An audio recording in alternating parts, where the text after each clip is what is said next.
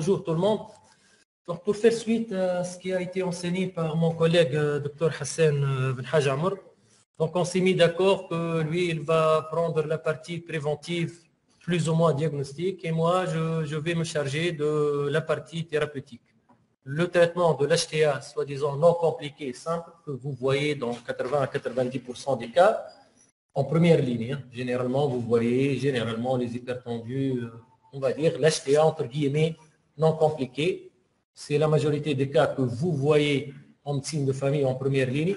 Par contre, il y a l'HTA compliqué, et là c'est l'inverse, c'est la majorité des patients que je vois moi personnellement, que voient les cardiologues. Nous, généralement, on prend en charge maintenant la nouvelle démarche, c'est que en cardiologie, c'est pas normal parce que avant, je me souviens très bien quand j'étais résident, on voyait les HTA simples sont des patients qui causent un encombrement au niveau des consultations de cardiologie pour rien, alors que ça peut être parfaitement géré par un médecin de famille.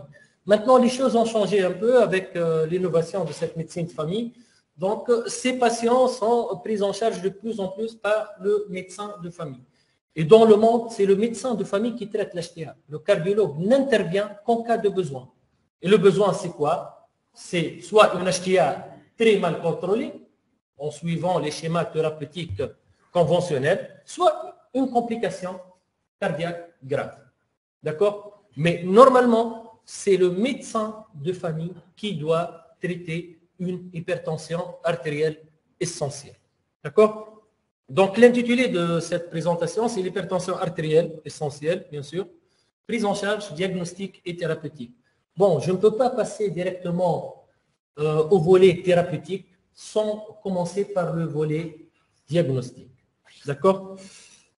Il y a quelques messages clés. Donc là, c'est votre prise en charge de l'hypertension artérielle. Elle doit passer obligatoirement par 6 étapes. D'accord? Il y a 6 étapes. Vous devez les connaître par cœur. La première étape, il faut que le médecin de famille soit au courant de l'aspect épidémiologique et de pronostic de cette pathologie. Normalement, pour nous, si vous avez un patient qui consulte pour des chiffres tensionnels élevés, je pense que vous serez à l'aise, vous ne serez pas effrayé. L'HTA, c'est la pathologie, vous dites, c'est très simple, un comprimé ou un traitement antihypertenseur, les chiffres tensionnels vont être équilibrés.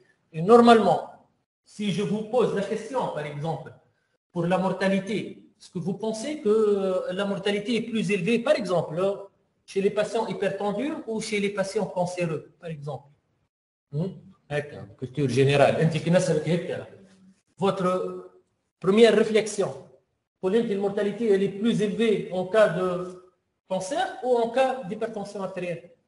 Ou en cas de cancer, logiquement. Par exemple, est-ce qu'elle est plus élevée chez les diabétiques ou chez les hypertendus? Je crois le diabète.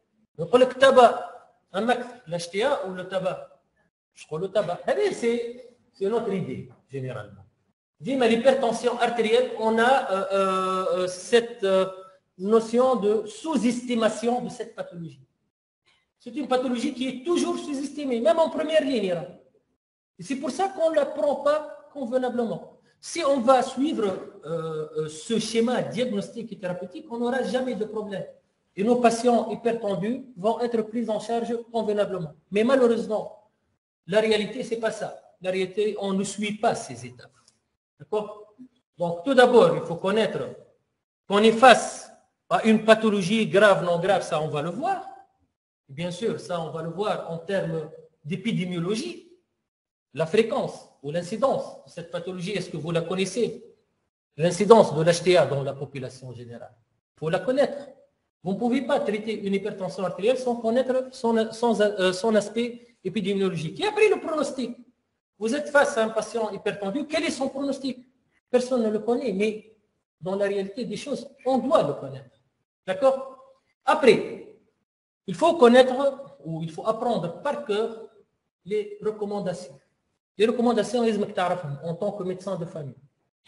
Avec le discours, le traitement de l'hypertension artérielle. Et après, on va voir quelles recommandations connaissez-vous. Les guidelines. Les guidelines, oh, bon, sur le plan religieux, je vais dire, pour les musulmans, c'est le Coran, par exemple. Pour la République, c'est l'institution de Stour et ainsi de suite. En cardiologie, on a aussi les recommandations. Donc, c'est les lois qui organisent la prise en charge de l'hypertension artérielle. Vous connaissez les sociétés savantes qui organisent ces recommandations, oui ou non? Je note. Au moins, il y a deux grandes écoles. Société européenne et américaine. Société européenne et société américaine, au moins. Donc, l'European Society of Cardiology, l'ESC, et l'AHA, American Heart Association. D'accord? Ce sont les deux grandes recommandations. Bien sûr, les recommandations que les américaines, c'est généralement destinées pour les Américains, pour la population américaine. Est-ce que vous savez comment ces recommandations sont rédigées? Sur la base de quoi? Sur la base d'études à grande échelle. Donc les Américains qui ont les recommandations, bien sûr, ils vont rédiger leurs recommandations sur la base d'études faites sur la population américaine. Il fait entre guillemets la population noire, 50-50 presque. Par contre, les Européens, ils vont faire leurs recommandations sur la base d'études faites sur la population européenne. D'accord? Bien sûr, en Tunisie, qu'est-ce qu'on va suivre? Les recommandations européennes, quoique ce n'est pas normal. Normalement, on doit avoir nos propres recommandations. Je ne sais pas si Hassan, au mois de mars 2021, on a eu nos recommandations. Donc, pour les recommandations, on a aussi le Coran vraiment musulman. Ça dépend de chaque population. Ça dépend des études faites sur la population. Jusqu'à 2021, on suit toujours les recommandations européennes. Allô? Allô? Oui, ما عنديش حتى فكرة. باهي ما نعرفش Madame Sriha. اوكي تو نتكلم. Madame Sriha, je vous entends. Je ne sais pas. D'accord. Donc jusqu'à 2021, on n'a pas de recommandations, on était toujours en train de suivre les recommandations européennes. On a eu au mois de mars les recommandations sur la base d'une étude, comme l'a Hassan, Nature HDL, qui a inclus 25 000 patients tunisiens hypertendus. Mais qui trouve les recommandations, c'est plus ou moins entre guillemets, c'est du copier-coller sur les recommandations européennes. D'accord? Après, il y a l'américaine, l'européenne, il y a aussi les recommandations britanniques, NICE. D'accord? Comme le britannique. Donc, théoriquement, les trois grandes écoles, européenne, américaine et britannique, plus ou moins, la société canadienne, la société australienne, la société suisse, et ainsi de suite. Malheureusement, pour nous, les Arabes, on n'a pas de société arabe de cardiologie. D'accord? Il y a la société africaine, comme le Pascal. D'accord? Moi, personnellement, je participe les congrès. Il y a une société africaine, mais une société arabe, il n'y a pas. On a bien sûr une société tunisienne de cardiologie. Après, on va voir les guidelines. Bien sûr, les guidelines se renouvellent. D'accord? Théoriquement, tous les 3, 4 ans, 2 ans, ça dépend de quoi? Les recommandations. Ça dépend de quoi? Très bien. Ça dépend des résultats des nouvelles études. Les études ne يخفوش. اليوم عملنا une étude. قلنا l'objectif tensionnel c'est 13,8. Par exemple, en 2022. Il faut traiter l'hypertendu, il faut cibler 13,8 de chiffre tensionnel. D'accord? Ça y est, on va continuer jusqu'à l'éternité avec 13,8. Non. Les études يقعدوا ديما يمشي. Bon, وصلت انت 13,8 شو يعملوهم؟ Généralement, مش زاد في ظرف عام ولا عامين. Au bout de 5 ans, باش ياخذوا la population تاع cible thérapeutique 13,8 et ils vont voir si vraiment c'est l'objectif ou non. Si c'est bénéfique, oui ou non. Quand c'est bon, on a 13,8. Si c'est pas bon, راهو ينجم يرجع لك ل 14 ينجم يهبط ل 12. انا ما عنديش بون جي كي تشوفوا l'historique قبل l'objectif راهو كان 220 ولا كان l'objectif 17 18 وبعد بشويه بشويه يبداو يهبطوا. D'accord? Donc ça dépend. Donc les recommandations, le message clé, c'est que les recommandations se renouvellent. Ou bien sûr, comme un esprit commercial, comme un esprit politique. Il y a aussi l'esprit économique. Bien sûr, cette concurrence entre sociétés européennes et américaines. Bien sûr, vous savez très bien que ce sont les Européens toujours, les Américains toujours qui imposent. Voilà. Donc, j'ai les recommandations américaines, les Européens, plus ou moins, ils suivent. Les Britanniques, c'est autre chose. Les Britanniques, les Américains, les Européens, ont leurs propres recommandations. Mais comme vous voyez dans la politique, les recommandations géo-américaines, directement, les Européens, ils vont suivre, voilà, ils vont rester un peu au milieu. Après le diagnostic, bien sûr, comment faire le diagnostic? Normalement, Hassan a bien expliqué cette étape. Et l'étape 4, 5 et 6, donc c'est l'objectif de cette séance. Comment évaluer le risque? Pour évaluer le risque, c'est-à-dire chercher quoi? Il faut chercher les facteurs de risque, d'accord, associés à l'hypertension artérielle, et on va les voir. Et il faut chercher aussi le retentissement. ديما نقول جماعه القراء والزيد انا ديما نقول 5 organes, les yeux, le cerveau, les vaisseaux, le cœur et شنو السانكيام et le rein. ديما 5 organes هذا هو الاشكال. D'accord. Après, bien sûr, l'évaluation du risque au taf, bien sûr, le retentissement, il peut être infraclinique. شنو يتسمى وقتها؟ يبدا stade début كما في النيوبلازي نقولوا نيو in situ وبعد نيو métastasé. C'est exactement la même chose. Il y a l'HTA in situ, l'atteinte elle est infraclinique ou infrabiologique, et il y a entre guillemets l'HTA métastasée. Elle a touché un ou plusieurs organes. Je te sers l'HTA in situ.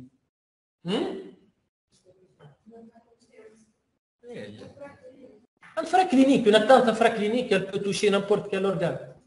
C'est l'atteinte d'organes cibles. Atteinte, on va le voir, atteinte d'organes cibles quand le retentissement est infraclinique.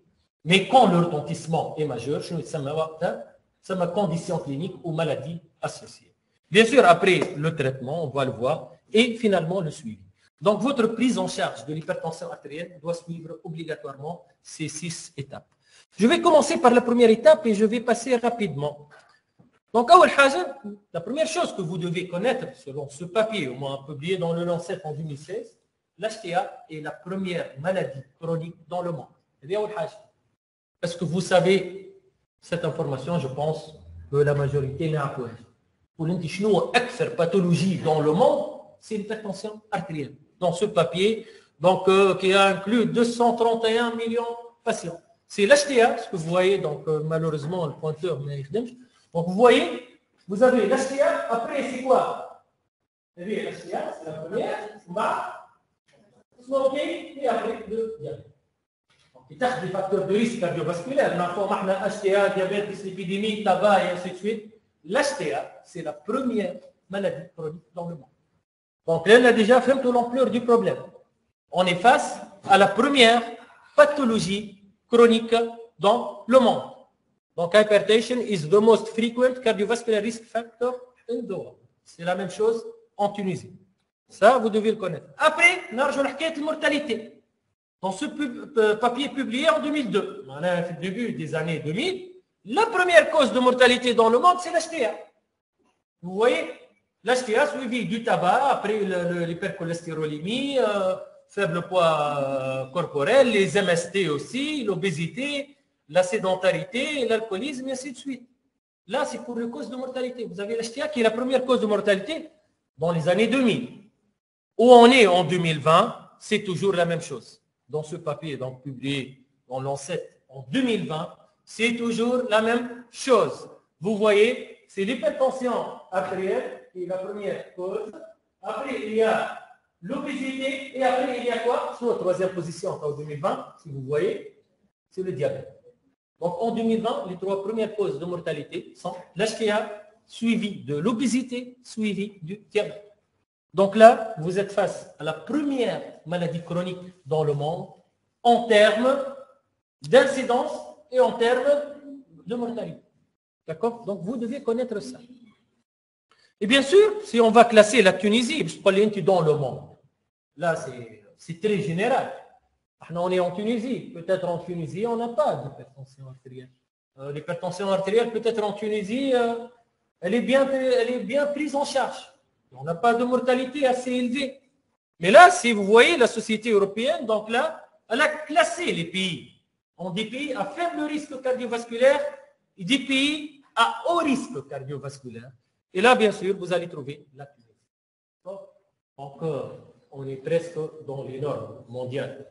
La Tunisie est classée comme pays à haut, voire même très haut risque cardiovasculaire. L'HTA, elle est mal prise en charge en Tunisie, puisqu'à haut risque cardiovasculaire. Parce que les complications liées à l'HTA sont assez fréquentes en Tunisie. Ça, c'est dans les recommandations européennes de 2012. Bien sûr, il faut travailler là-dessus. Là, vous voyez, par exemple, les pays à faible risque. Vous voyez l'Andorre, Austria, Belgique, Danemark, Finlande, bien sûr. Vous voyez là, c'est les pays scandinaves, la France, l'Allemagne. Je pense, je n'ai pas vérifié, mais je pense là, les États-Unis, vous n'allez pas trouver. Les États-Unis, ils ont l'obésité, bien sûr. Leur problème majeur, c'est l'obésité aux États-Unis. Et vous voyez, l'obésité, c'est la deuxième cause de mortalité dans le monde. Mais là, vous voyez, donc la Tunisie est classée comme un pays à haut risque cardiovasculaire. Là, l'HTA, en termes de motifs de consultation, là, c'est aux États-Unis, hein, vous voyez, donc là, c'est presque, si vous voyez, vous aurez, Inch'Allah, votre propre cabinet médical ou même en consultation. Si vous allez faire donc, vos calculs, vous allez trouver au moins la moitié de vos patients qui consultent pour des chiffres pensionnels élevés, au moins. Mais voire même, ça peut aller jusqu'à 3/4. Donc, au moins la moitié de vos patients seront hypertendus. Là, pour la prévalence de l'HTA selon l'âge, vous connaissez que plus l'âge augmente, plus la prévalence augmente. La prévalence générale, c'est combien? Si je reviens, je passe à cette diapositive. Bon, la prévalence générale, c'est combien? Population générale, c'est elle quand même. Prévalence ou l'incidence de l'HTA.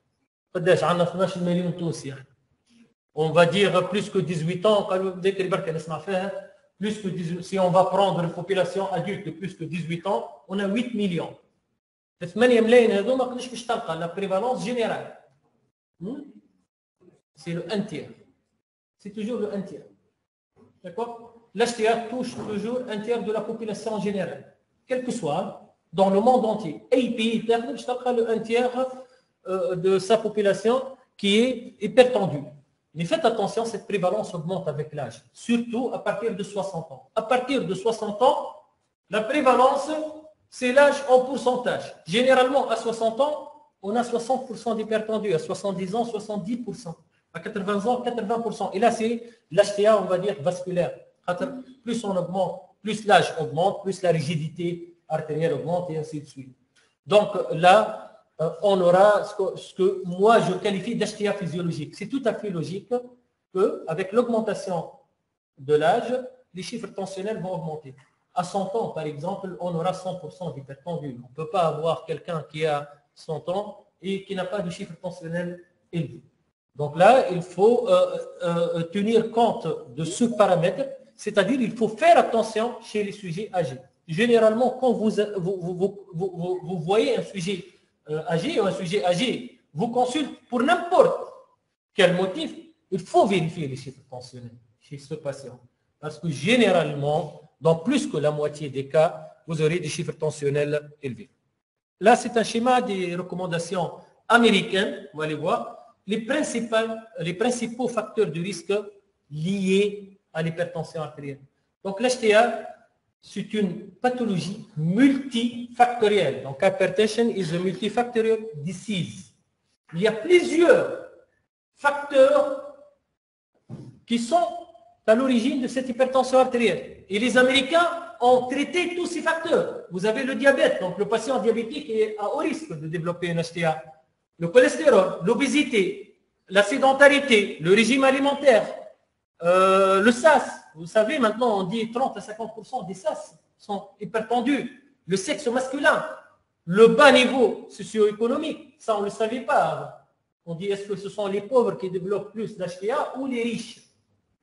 Mais là, les Américains, ils sont formels, c'est le bas niveau socio-économique qui peut favoriser l'apparition d'une hypertension artérielle. L'âge avancé, ça on l'a dit, les antécédents familiaux, bien sûr, quelqu'un qui a sa mère et son père qui sont hypertendus, malheureusement, je le dis, hein, il ne va pas échapper à l'hypertension artérielle.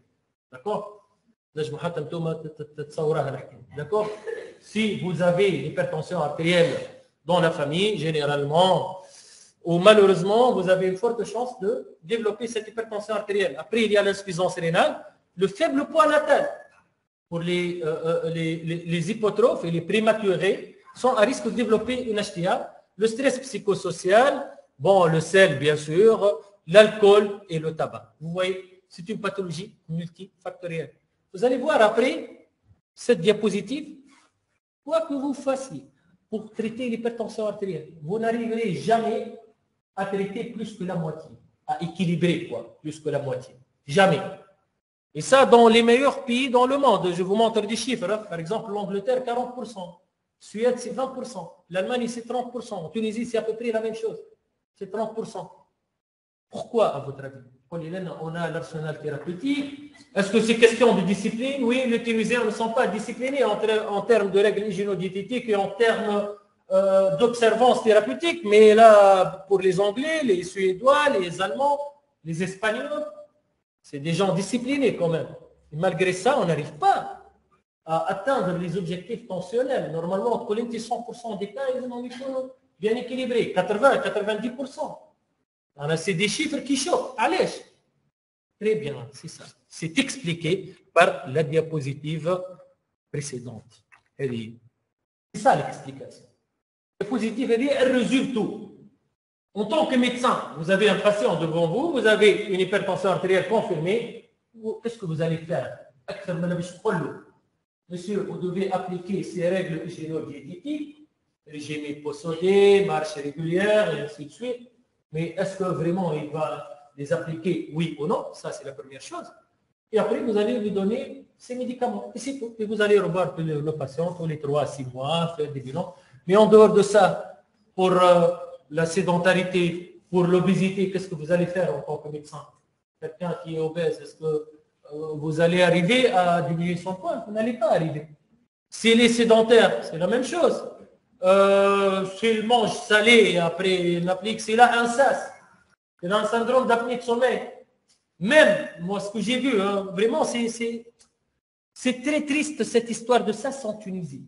Je n'ai jamais vu quelqu'un qui a un SAS et qui vraiment arrive à bien utiliser sa VNI ou sa CPAP, c'est l'horreur. Hein. Et je comprends les patients. C'est pas faute de médecin. Malheureusement, il faut vous imaginer. C'est plus ou moins inimaginable. D'accord? Le bas niveau socio-économique, pour améliorer son niveau. Donc, vous voyez, il y a plusieurs facteurs que le médecin ne peut pas agir là-dessus. Là, c'est des chiffres du registre Nature HTN. En Tunisie, Nature HTN, c'est notre registre tunisien des patients hypertendus. Là, on parle, si on applique la règle de 14-9 comme objectif, c'est 50% de contrôle des chiffres tensionnels. Si vous allez appliquer les nouvelles recommandations, 13-8, normalement Hassan vous a expliqué ça, vous allez trouver uniquement 18% de patients équilibrés. D'accord? Donc, vous voyez donc, c'est la première pathologie dans le monde, c'est la première cause de décès dans le monde. Et en plus, l'équilibre tensionnel, il est très difficile. Pour les recommandations, elles sont trop tardées, les recommandations. Les dernières recommandations américaines datent de 2017. Européennes, 2018. NICE britannique 2019. Il y a l'ADA, c'est la Société de diabète 2020. Et tunisien 2021, si vous voulez. Donc là, la chronologie d'apparition des recommandations. Et ça, c'est les recommandations tunisiennes qui sont apparues en mars 2021. Sur la base d'un registre national, c'est Nature HTN, qui a inclus 25 582 patients. Quand même, c'est énorme comme chiffre. Et sur la base de ce registre, on a eu plus ou moins nos propres recommandations. D'accord? Pour le diagnostic, bien sûr, là, je vous montre, il y a 3 moyens. C'est que vous avez expliqué, voilà. Il y a la mesure clinique au cabinet médical, qui est systématique de première intention. Il y a l'automesure à domicile. Juste, l'automesure à domicile, c'est le patient lui-même qui doit mesurer sa pression artérielle, après avoir respecté les règles de mesure de la pression artérielle par un appareil automatique validé par l'OMS. D'accord? Et il y a bien sûr la MAPAR. La MAPAR, parfois, c'est l'appareil qui enregistre les chiffres tensionnels sur 24 heures. Bien sûr, en termes de précision, quel est le moyen le plus précis ou le moyen de référence? C'est la MAPA. Surtout la marge d'erreur. Mesure clinique, vous avez une marge d'erreur de plus 20, moins 20. Automesure, c'est plus 10, moins 10. Et la MAPA, c'est plus 5, moins 5. Donc, la marge d'erreur, elle diminue ou elle est très faible en cas du diagnostic de l'hypertension artérielle par la MAPA. Et là, normalement, Hassan a expliqué, donc là, pour les recommandations européennes, le diagnostic d'HTA est retenu pour une mesure clinique de pression artérielle, c'est-à-dire au cabinet médical, après avoir respecté les règles de mesure, pour une systolique supérieure ou égale à 140 et ou diastolique supérieure ou égale à 90. Après, vous aurez les 3 grades, grade 1, grade 2, grade 3. Vous ajoutez 20 pour la systolique et 10 pour la diastolique. Pour la MAPA, c'est 13,8 la moyenne des 24 heures. Sinon, si vous allez dire HTA nocturne ou diurne, diurne c'est 13,5, 8,5, la moyenne des chiffres diurnes. Et nocturne, c'est 12,7 la moyenne des chiffres nocturnes. Mais généralement, on se base sur la valeur moyenne de 13,8 selon les recommandations européennes. Et après, pour l'automesure à domicile, il y a la règle de 3 x 3. C'est 3 jours de suite. Il fait 3 mesures matin, 3 mesures soir. Donc 6 mesures par jour. 3, 18 mesures, vous faites la moyenne. Si c'est supérieur à 13,5, 8,5, c'est une HTA confirmée. Donc c'est très simple, moins 5 mm de mercure, mais le moins précis, le plus précis. 14,9 est la moins précise, voilà, mesure clinique. La moins précise, 14,9. تمشي للمبعدها automesure تولي 13,5 8,5. تمشي للمبعدها تزيد تنقص 5 mm تولي 13,8 pour la MAPA. D'accord? Faisons les grades qui m'ont. Donc vous avez grade 1, grade 2, grade 3. Mais vous avez une entité. Hassan a parlé de cette entité, la normale haute. Qu'est-ce qu'on a la normale haute? C'est là où vous devez faire attention. Les médecines de première ligne. Médecine de première ligne doit agir essentiellement sur les patients qui ont une pression normale haute. Donc ce sont les patients qui ne bénéficient pas vraiment de la prise en charge adéquate de l'hypertension artérielle. Bon, les patients qui ont une normale haute et les sujets très âgés. D'accord? Normale haute, bien sûr, c'est une systolique entre 13 et 14 et une diastolique entre 8,5 et 9.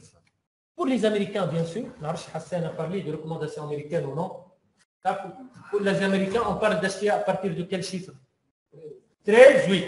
C'était en 2007, c'était à l'occasion d'une étude SPRINT. Une grande étude qui s'appelle l'étude SPRINT. L'objectif tensionnel 12,7 et ils ont trouvé qu'avec 12,7, on aura un meilleur pronostic que 14,9. Et donc, le diagnostic d'HTA aux États-Unis, c'est à partir de 13,8. On a quelqu'un qui a 13,5, 8,5 aux États-Unis, c'est un patient hypertendu. En Europe, c'est normal haute. En Tunisie, c'est normal haute. Aux États-Unis, c'est une HTA confirmée. Selon les recommandations européennes, c'est 3 grades à partir de 14,9. Là, c'est en stade. Les anglo-saxons, ils sont en stade, ils sont en grade. Stade 1 entre 13 et 14 de systolique et 8 et 9 de diastolique. Et à partir de 14,9, ils parlent là du stade 2. Ou bien sûr, les crises hypertensives ou voire même urgence hypertensive à partir de 18-12. Donc, si vous avez arterial pressure higher than 180 ou 120, بالنسبه للdiastolique, consult your doctor immediately. Donc, à partir de 18-12, il faut consulter immédiatement. Donc, c'est la nuance. Juste, il faut savoir que pour les Américains, ils parlent du diagnostic d'hypertension artérielle à partir de 13,8. Et ils les classent en stade 1, stade 2. L'élevé, ou la normale haute, imaginez, pour les Américains, entre 12 et 13 de systolique, c'est élevé, c'est la normale haute. Ils ont une population obèse. C'est l'obésité. Donc, une évolution très rapide des chiffres tensionnels. On a parlé des Français, des Européens, des Français. On a parlé des Américains, mais il faut parler aussi des Britanniques. Alors, c'est le meilleur modèle. أكثر عباد ناجحين في البريز en charge de l'hypertension artérielle, ce sont les Britanniques. Et si on veut vraiment prendre en charge convenablement nos patients, il faut suivre ce modèle britannique. Allez, le modèle britannique, ce qu'il dit dans le collègue, Guidance in the United Kingdom requires an ambulatory blood pressure measurement study to be done on any patient with high blood pressure. ايش معناه؟ بالنسبه لهم من غير ما تاخذش prise en charge d'HTA. Bon. En Angleterre, c'est le seul pays au monde, bon, le seul jusque-là, mais ils sont en train de suivre, c'est le seul pays au monde ما تاخذ la prise en charge d'HTA que sur la base d'une MAPA. بالنسبه لهم فماش diagnostic de mesure clinique. خاطر اللي حكينا عليه توا jusque-là pour les Européens ou pour les Américains, c'est sur la base d'une mesure clinique. قيسوا انت في الكابيني ميديكال ولا auto-mesure, يقول لك c'est bon, il est hypertendu. Pour les Britanniques, non. يقول لك اعمل لي MAPA. Bien sûr, c'est tout à fait logique. ولقاو رواحهم رابحين en termes économiques. علاش رابحين؟ خاطر ils arrivent à éliminer beaucoup entre guillemets de fausses hypertension artérielle كما كل HTA, blouse blanche et ainsi de suite. Et là, il y a l'Allemagne, la Chine qui est en train de suivre et même les United States. Donc هذوما les pays الكل توا ils sont en train de suivre. هما بيدهم يقول لك la MAPA elle est systématique. Où on est en Tunisie, donc on a fait les Européens, les Américains, les Britanniques. En Tunisie, bon, شدينا العشاء من الوسط يقول لك لنا en Tunisie il est recommandé de mesurer la pression artérielle à l'aide d'un tensiomètre électronique. Au moins, pour nous, en Tunisie, il faut recommander la mesure à domicile. Qui dit patient hypertendu, vous allez le traiter et le suivre, il faut recommander à ce patient de se procurer un tensiomètre électronique. Parce que le traitement, ça coûte combien? 200 dinars, 300, c'est assuré. Non? Bon, ça dépend, ils ont validé. D'accord? En tout cas, conseillez l'achat de tensiomètre électronique pour vos patients hypertendus. Ça vous aide énormément. Tout patient hypertendu يكون عنده tensiomètre électronique بتاعه. Parfois un tensiomètre électronique يكلف أرخص من التريتمون. Parfois تعمل une péri-thérapie ça coûte 160 170 dinars par mois. هو باش يشري un appareil à vie. واضح ولا؟ Donc au moins en Tunisie, on est clair. Il faut recommander un tensiomètre électronique. Donc au moins, عدي الكونساي للمريض نتاعك. D'accord? قول له monsieur ou madame, je vous conseille d'acheter un appareil électronique et de mesurer votre pression artérielle à domicile. Bien sûr, fahmou comment il la mesure. D'accord? Là, je reviens rapidement aux recommandations britanniques. Donc, les Européens, ils la classent en grade. Qu'est-ce que grade pour les Européens? Qu'est-ce que grade pour les Européens? 3 grades. Grade 1, 2 et 3. Donc, le 1, il y a HTA minime, 2 modéré, 3, HTA sévère. Pour les Américains, c'est stade 1, stade 2, sur la base de mesures cliniques. Les Britanniques, les Britanniques, la classification, c'est le seul pays au monde, ou les seules recommandations au monde, qui classe l'hypertension artérielle sur la base de quoi? De la MAPA. Le MAPA est classé l'HTA. Mais il n'y a pas de classification de mesure قصها له انت ورقصها هو. Donc là, je يقول لك لنا احنا المابا قلنا 13 8 هيك ولا؟ Pour les Britanniques, يقول لك اقل من 13,5 8,5 ça va. Il n'y a pas d'hypertension artérielle. Il n'y a plus de traitement. La moyenne, bien sûr. Sinon, après, à partir de 13,5 8,5, il y a les HTA. Donc entre 13,5 8,5, 15, 9,5, ça me stade 1. Ou à partir de 15, 9,5, ça me stade 2. C'est clair? Donc, c'est les recommandations britanniques. Donc, j'ai commencé exprès par cette introduction, mais je sais là où on est. Tu sais votre prise en charge. Et le système c'est le système britannique. D'accord? C'est le système. Déjà, vous avez vu, le contrôle du chiffre tensionnel. C'est l'Angleterre. وصل 40%. Entre 20 et 30. Bon,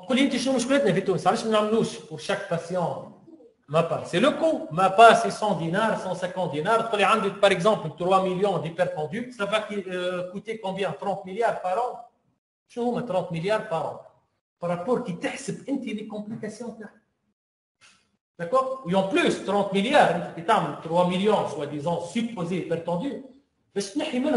Minimum 10 à 15% d'HTA et fibrose blanche.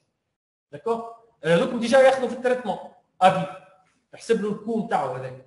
En plus, vous allez équilibrer votre traitement. Il dit qu'il m'a pas, le patient qui est mal équilibré, vous allez équilibrer. Et donc là, vous allez éviter la survenue de complications qui coûtent très cher à notre société.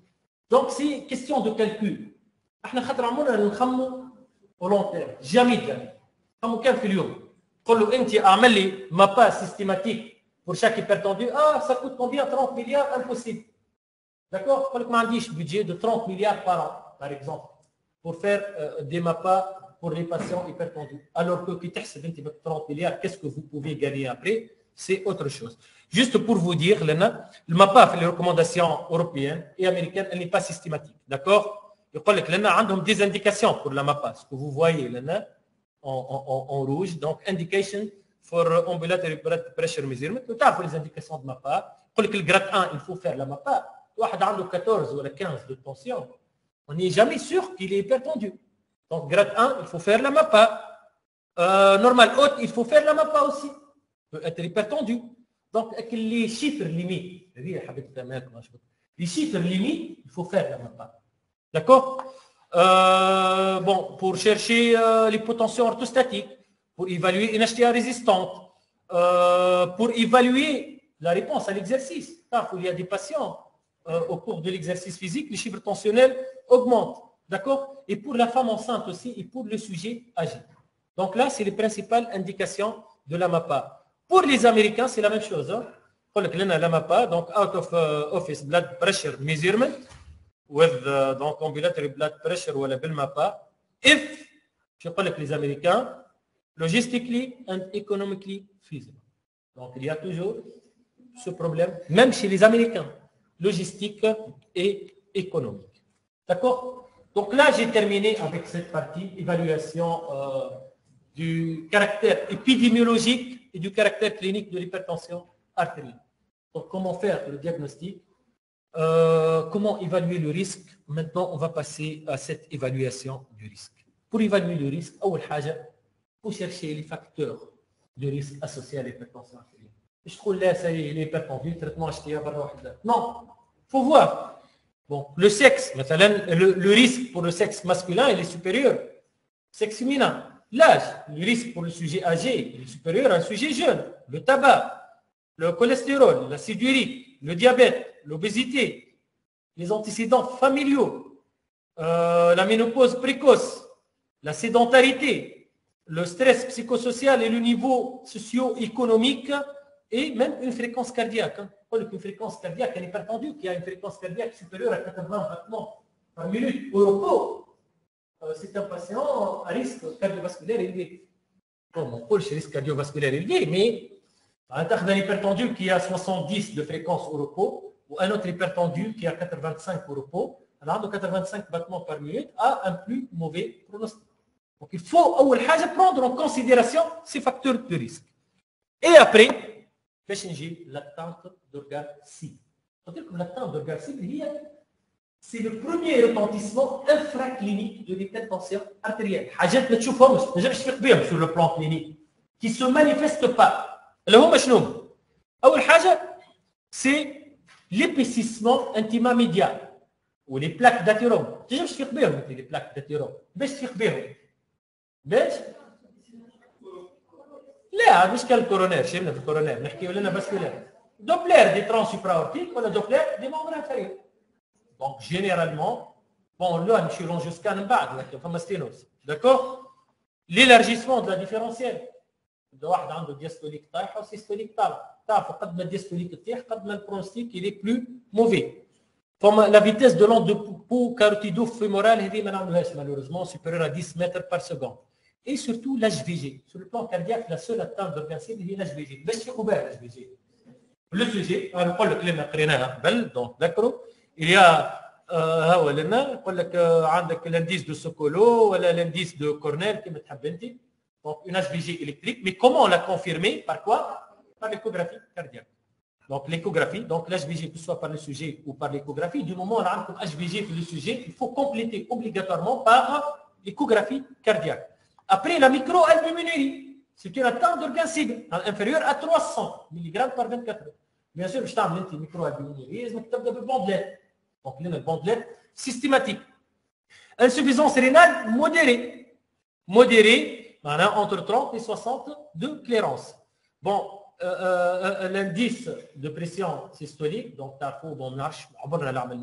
inférieur, l'IPS inférieur à 0,9, et le fond 2, vous avez une rétinopathie au fond 2. هذوما كل يتسموا des atteintes de persis. هو l'idéal ما نوصلهمش. Mais si jamais دار retentissement de l'hypertension artérielle, l'idéal نفيقوا بها à ce niveau. خاطر تعرفوا بعد شنو باش تعطي؟ لي بلاك داتيرون شنو باش يعطيو؟ كان انت ما فقتش بيه، انا هو قاعد يعمل في ليفيسيسمون ويعمل في لي بلاك. باش يعمل لك لي زيفينمون اسكيميك الكل، باش يعمل لك اسكيمي دي ممبر، يعمل لك افي سي، يعمل لك سندروم كوروناري ايدي، بيان سور مورتاليتي. لاش بي جي ما فقتش باه، شنو نجم يعمل؟ لانسفيزونس كاردياك. جو رابيل l'HTA est la première cause d'insuffisance cardiaque. الريتينوباثي ما فقتش باه، شنو باش يصير؟ لا سيسيتي. سيسيتي تعرفوا معناها ابري برونوستيك يولي سومبر. داكور. لانسفيزونس رينال بيان سور ما فقتش باه، ماكش تتبع له في الكريات نتاعو وانسي سويت باش يوصل للدياليز وانسي سويت. داكور. ولا حتى بالميكرو البيونيري. فو فواي دونك ليديال تفيق به مريض القلب. دونك لنا شنو نفهموا؟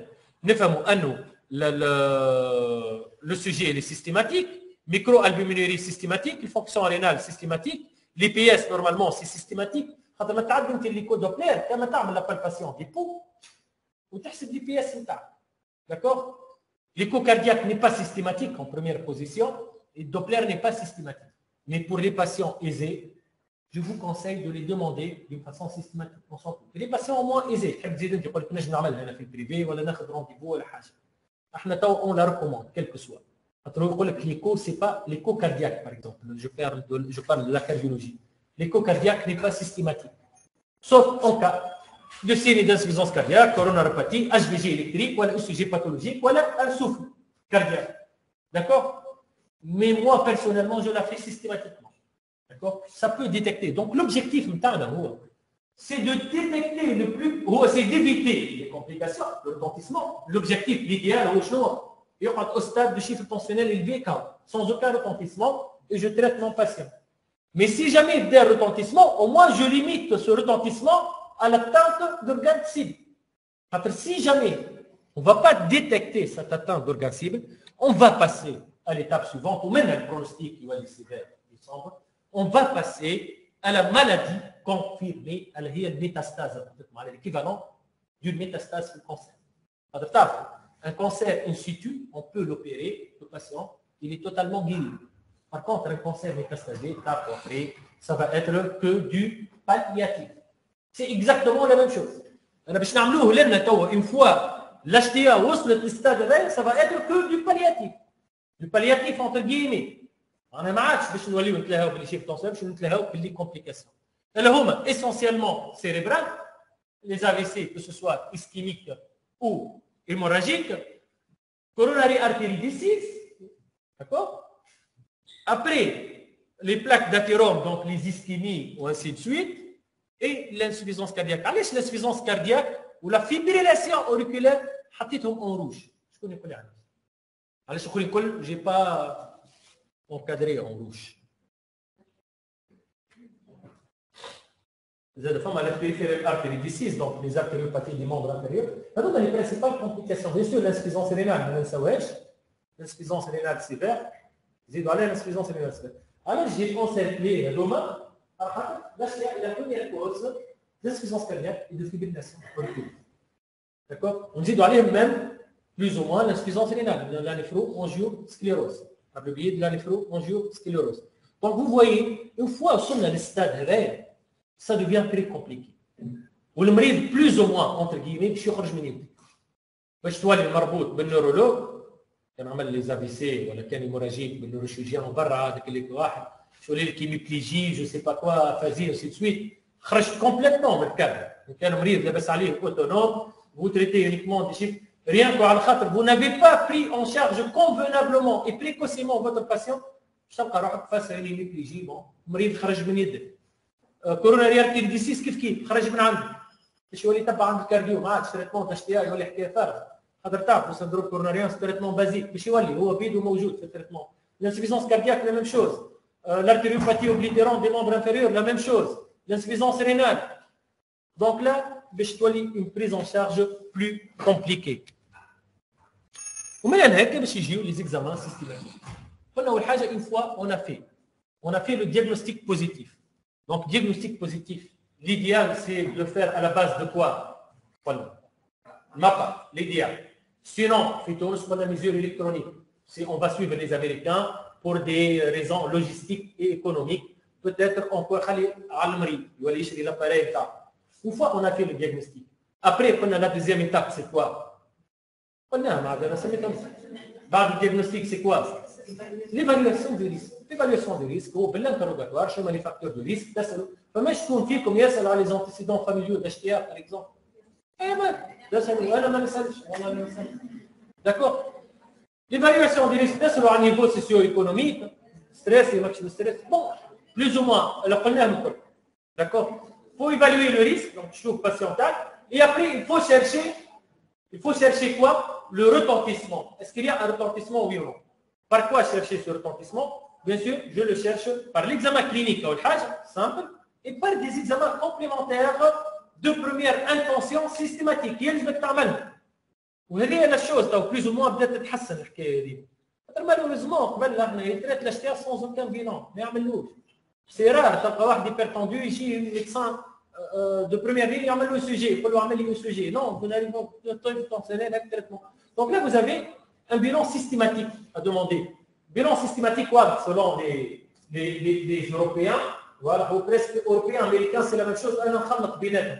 Bref, si je me تطلب l'ANFS glycémie à jeun avec hémoglobine glyquée. حتى كان الجليسيمie elle n'est pas élevée. L'hémoglobine glyquée on est systématique. قبل ما كانتش en 2013 systématique. يقول لك hémoglobine glyquée c'est glycémie élevée. أو إذا كتبهم الزوز. Glycémie à jeun et hémoglobine glyquée. Bilan lipidique complet. وتعرفوا أهم paramètre في البيلون lipidique c'est LDL. Avec le triglycéride, je ne sais pas quoi, non. LDL, cholestérol LDL, triglycéride. D'accord. Ionogramme obligatoire, surtout par un traitement de suspicion de chien secondaire. La ciblée, donc le bilan rénal, bien sûr, créatinine, estimation de filtration. Bilan hépatique, chose qu'on ne demandait pas avant. Donc le bilan hépatique, il est devenu un bilan systématique dans la prise en charge de l'hypertension artérielle et une bandelette urinaire. Est-ce que vous la faites systématiquement? Jamais. Non, mais je n'ai jamais fait. Mais je bandelette, déjà bien. Bon, là, on parle scientifiquement, d'accord? Il faut faire les bandelettes urinaires et le sujet. Donc là, c'est un bilan systématique. Le reste, bien sûr, c'est cas par cas. Ils font deux, à partir de STA grade 2, font 2, ils vont les systématiques. D'accord? À partir de grade 2, ils vont les systématiques. Sinon, quand on a des symptômes, sinon, ils sont aisés, idéalement, l'ophtalmo. حتى كان معناها ça n'entre pas STA grade 1 كل ما تخسر شيء كي تبعثوا l'ophtalmo pour un examen ophtalmo, recherche de retentissement. كلمتين. Chers confrères, je vous prie de bien vouloir examiner Monsieur X ayant une STA de découverte récente et ce à la recherche d'un retentissement de l'HTA sur le plan ophtalmologique. Point. D'accord? Vous pouvez envoyer votre patient. L'idéal, c'est de l'envoyer. Mais là, systématiquement. Problème de coût. Mais l'idéal, qu'il y a un patient aisé et il a les moyens, il faut pousser vers les investigations. Plus vous poussez vers les investigations, plus vous détectez plus précocement le retentissement de l'hypertension artérielle. Juste pour les Américains, ou chose que je ne comprends pas, les Européens ne demandent pas un bilan thyroïdien systématique, chose que je fais dans ma pratique. Donc, les Américains, presque comme les Européens, ils doivent aller un bilan thyroïdien. Et là, le bilan thyroïdien, pour moi, il est systématique. À la recherche d'une hyperthyroïdie, lèse le bilan thyroïdien. On ne peut pas traiter un patient hypertendu sans savoir s'il a une hyperthyroïdie, oui ou non. Donc, si je cherche les signes d'hyperthyroïdie, et ainsi de suite, pour moi, le bilan thyroïdien, il est systématique. D'accord? Ben, ce fameux tableau, je vois la prédominance, une couleur qui prédomine. C'est le rouge. Le rouge, c'est quoi? C'est le haut risque. Donc, théoriquement, tous les patients en 2022, peut-être 2018, dans les années 2020, tous les patients hypertendus sont considérés à haut risque cardiovasculaire. Comment je fais? Je peux le faire le risque. C'est simple. Comment on le fait? حط من فوق نورمال grade 1 grade 2 grade 3 من نقطة شعرية 1 0 facteur de risque, 1 à 2, 3 facteurs de risque. On va avoir les atteintes de glycémie ou diabète sans atteinte de glycémie. On va avoir attaquer des maladies. Voilà, diabète avec atteinte de glycémie. Qu'il y a un patient diabétique ou une atteinte de glycémie, là, un exemple. Diabétique, je ne atteinte de glycémie. Non? Insuffisance rénale modérée, micro-albuminurie, voilà, IVG. وقت هو اللي très haut risque. خاطر le très haut risque, شكون هم les patients très haut risque؟ هما les patients اللي عندهم la métastase. Ce sont les patients hypertendus métastasés. هذا صارت لهم هكا الكومبليكاسيون اللي نحكيو عليها.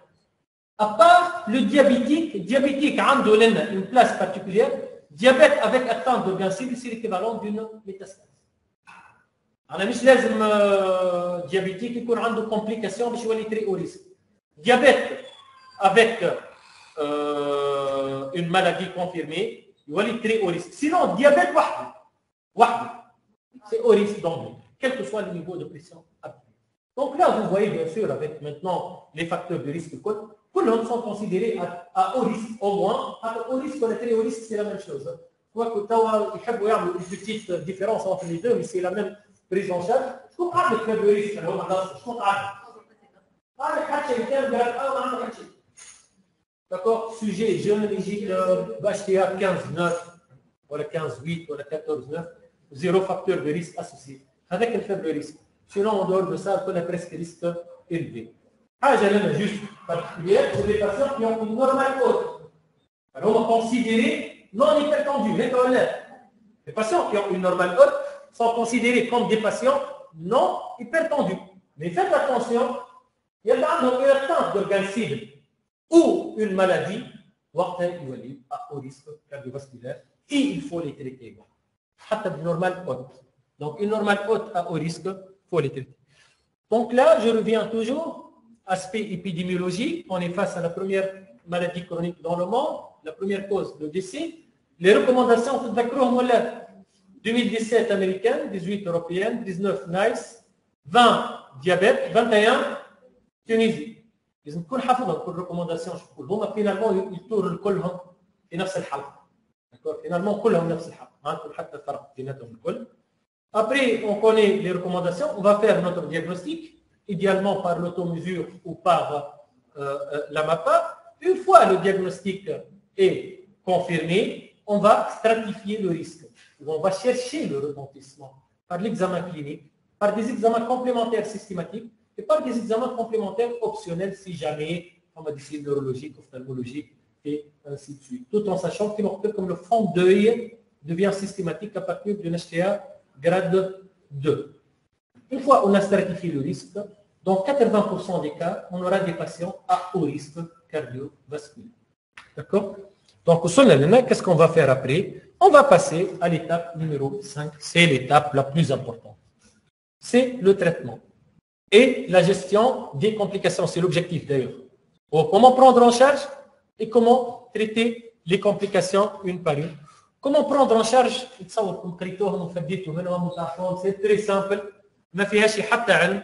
هذه selon les recommandations européennes. أنا بيدي فديت وأنا ديما نعاود فيهم. كلمتين هما. À partir d'HTA grade 2, شنو تولي؟ بثيرابي immédiate. Grade 2 ولا au risque تعرف. هي أبدأ من الجراد 2 ولا au risque ولا très haut risque. C'est la bithérapie immédiate. Immédiate. C'est le cabinet. Immédiate. Du moment où vous avez confirmé. من الجراد 2 ولا عنده او ريسك ولا تري او ريسك سي لا بيثيرابي ايميديات. شكون يقعد كان الجراد 1 بيان سور افيك لي ريغل جيونتيك. الجراد 1 يقول لك وقتاش تبدا الايميدياتمون كي يبدا او ريسك. هذاك سي تو افي لوجيك. قلنا خاطر او ريسك كيل كو سوا الجراد باش تبدا البيثيرابي ايميديات. ابارتير من الجراد 2 كيل كو سوا لو نيفو دو ريسك باش تبدا البيثيرابي. شكون يقعد كان الجراد 1 افيبل ريسك. هذوك تبدا لهم باللي ريغل ايجينوديتيك. Tu les contrôles dans 3 à 6 mois, idéalement avec une MAPA. Si c'est bon, c'est bon. Si c'est pas bon, tu commences par la monothérapie. Voilà. Sinon, la normale haute, il faut faire attention.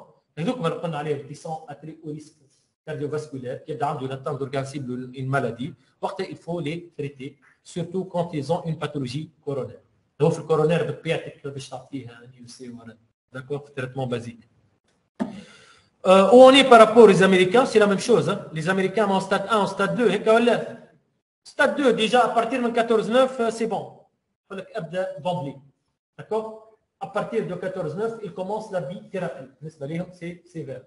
Entre 13 et 14, selon le niveau de risque. Niveau de risque élevé, il y a de traitement. Niveau de risque non élevé, ils ne commencent pas le traitement qui met les Européens. Les règles génodiététiques. طب بالديتاي سيونتيفيكمون خاطر احنا جينيرالمون نقص ملح هيك ولا بس تعرفها سيونتيفيكمون. اولا لو سيل ماهوش ريجيم سون سيل سي ان ريجيم il faut صودي 5 جرام تعرفوا اون باغيت فيها 5 جرام. ابري pour l'alcool ديما ان بروبليم بون في تونس peut-être plus ou moins mais pour les Européens et les Américains ça pose un problème تعرفوا الشعب الكل يشرب هذيك. شنو باش يقول لك؟ قال لك بون on va dire من الاخر pour le vin, par exemple, 12 pour l'eau, 2 verres de vin par jour. Et 1 pour la femme. Pour les bières, par exemple, 2 bières pour l'homme et 1 pour la femme. مرة واحد يشرب كيك وقلت له vous avez le droit en 2 par jour. Donc, قال لي 52 bières. أنا نشرب مرة في الويكاند نلمهم الكل. Donc, c'est pas ça. علاش خاطر لنا سي أقل من الأسواق. It's a to avoid with drinking. Non. مش لمهم الكل. يقول لي سي بون 7 أيام عندي حق في 14 كعبة بطبيعتي ما نوصلهمش.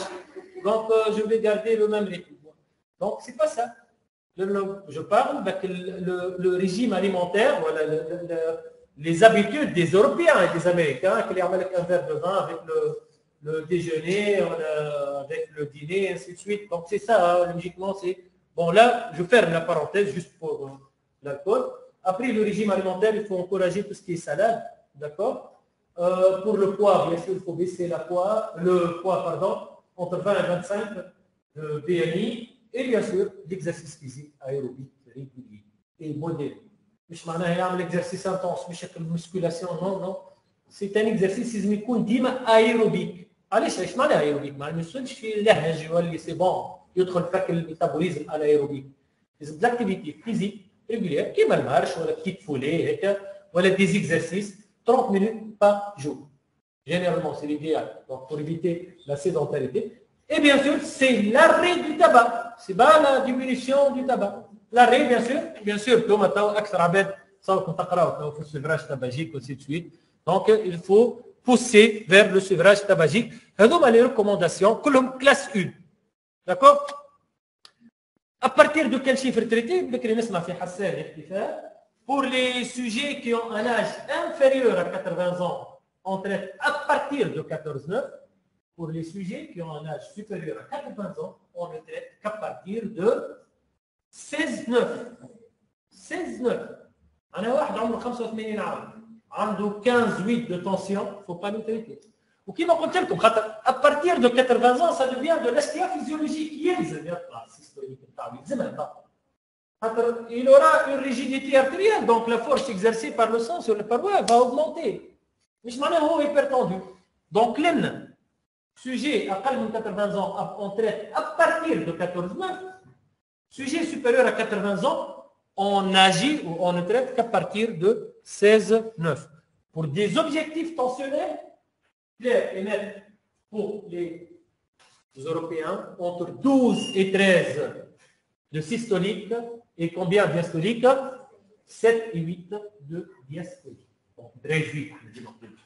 لازمك زاد طايح تحت 12 ساعة مش باهي.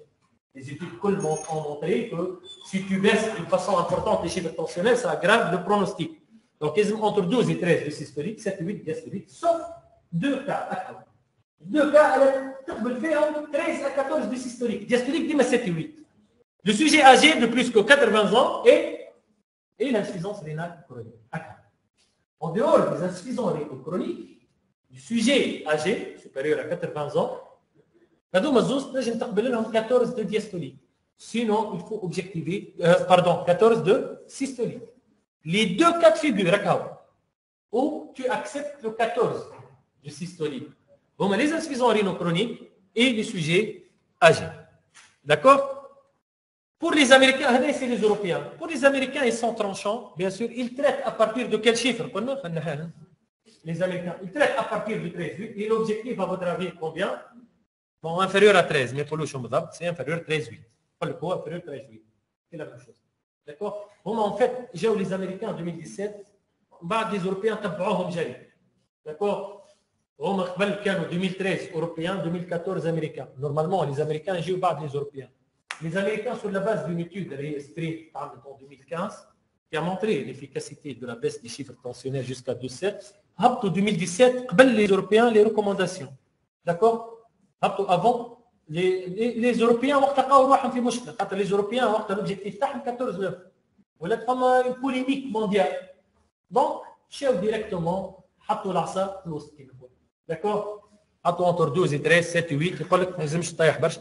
Mais généralement, ce que vous devez savoir, c'est 13-8 au cas.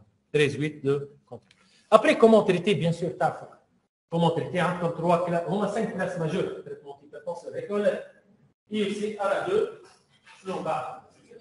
Diurétique, essentiellement, thiazidique et spironolactone.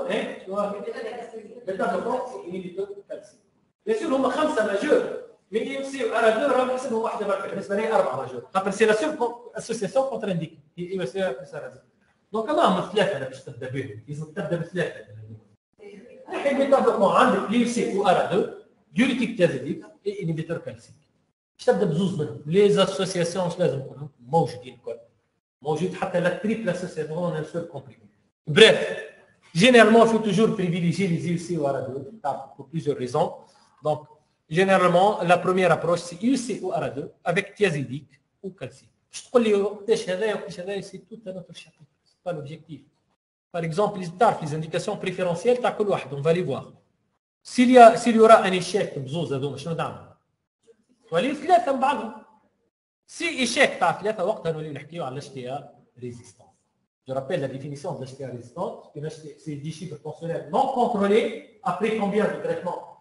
Un mois, 4 semaines de traitement bien conduit selon une trithérapie comportant un diurétique thiazide. Après avoir éliminé la non-observance thérapeutique, l'HTA fait 12 ans. Ceci sous-entend ma dixilha, تحكي على HTA résistante من غير ما part. Vous n'avez pas le droit. Je تقول عندي ولا باش تبع ثلاثة un spécialiste pour une HTA résistante, il se trouve un D'accord. Bien sûr, les recommandations, et là je ne suis pas d'accord avec les recommandations.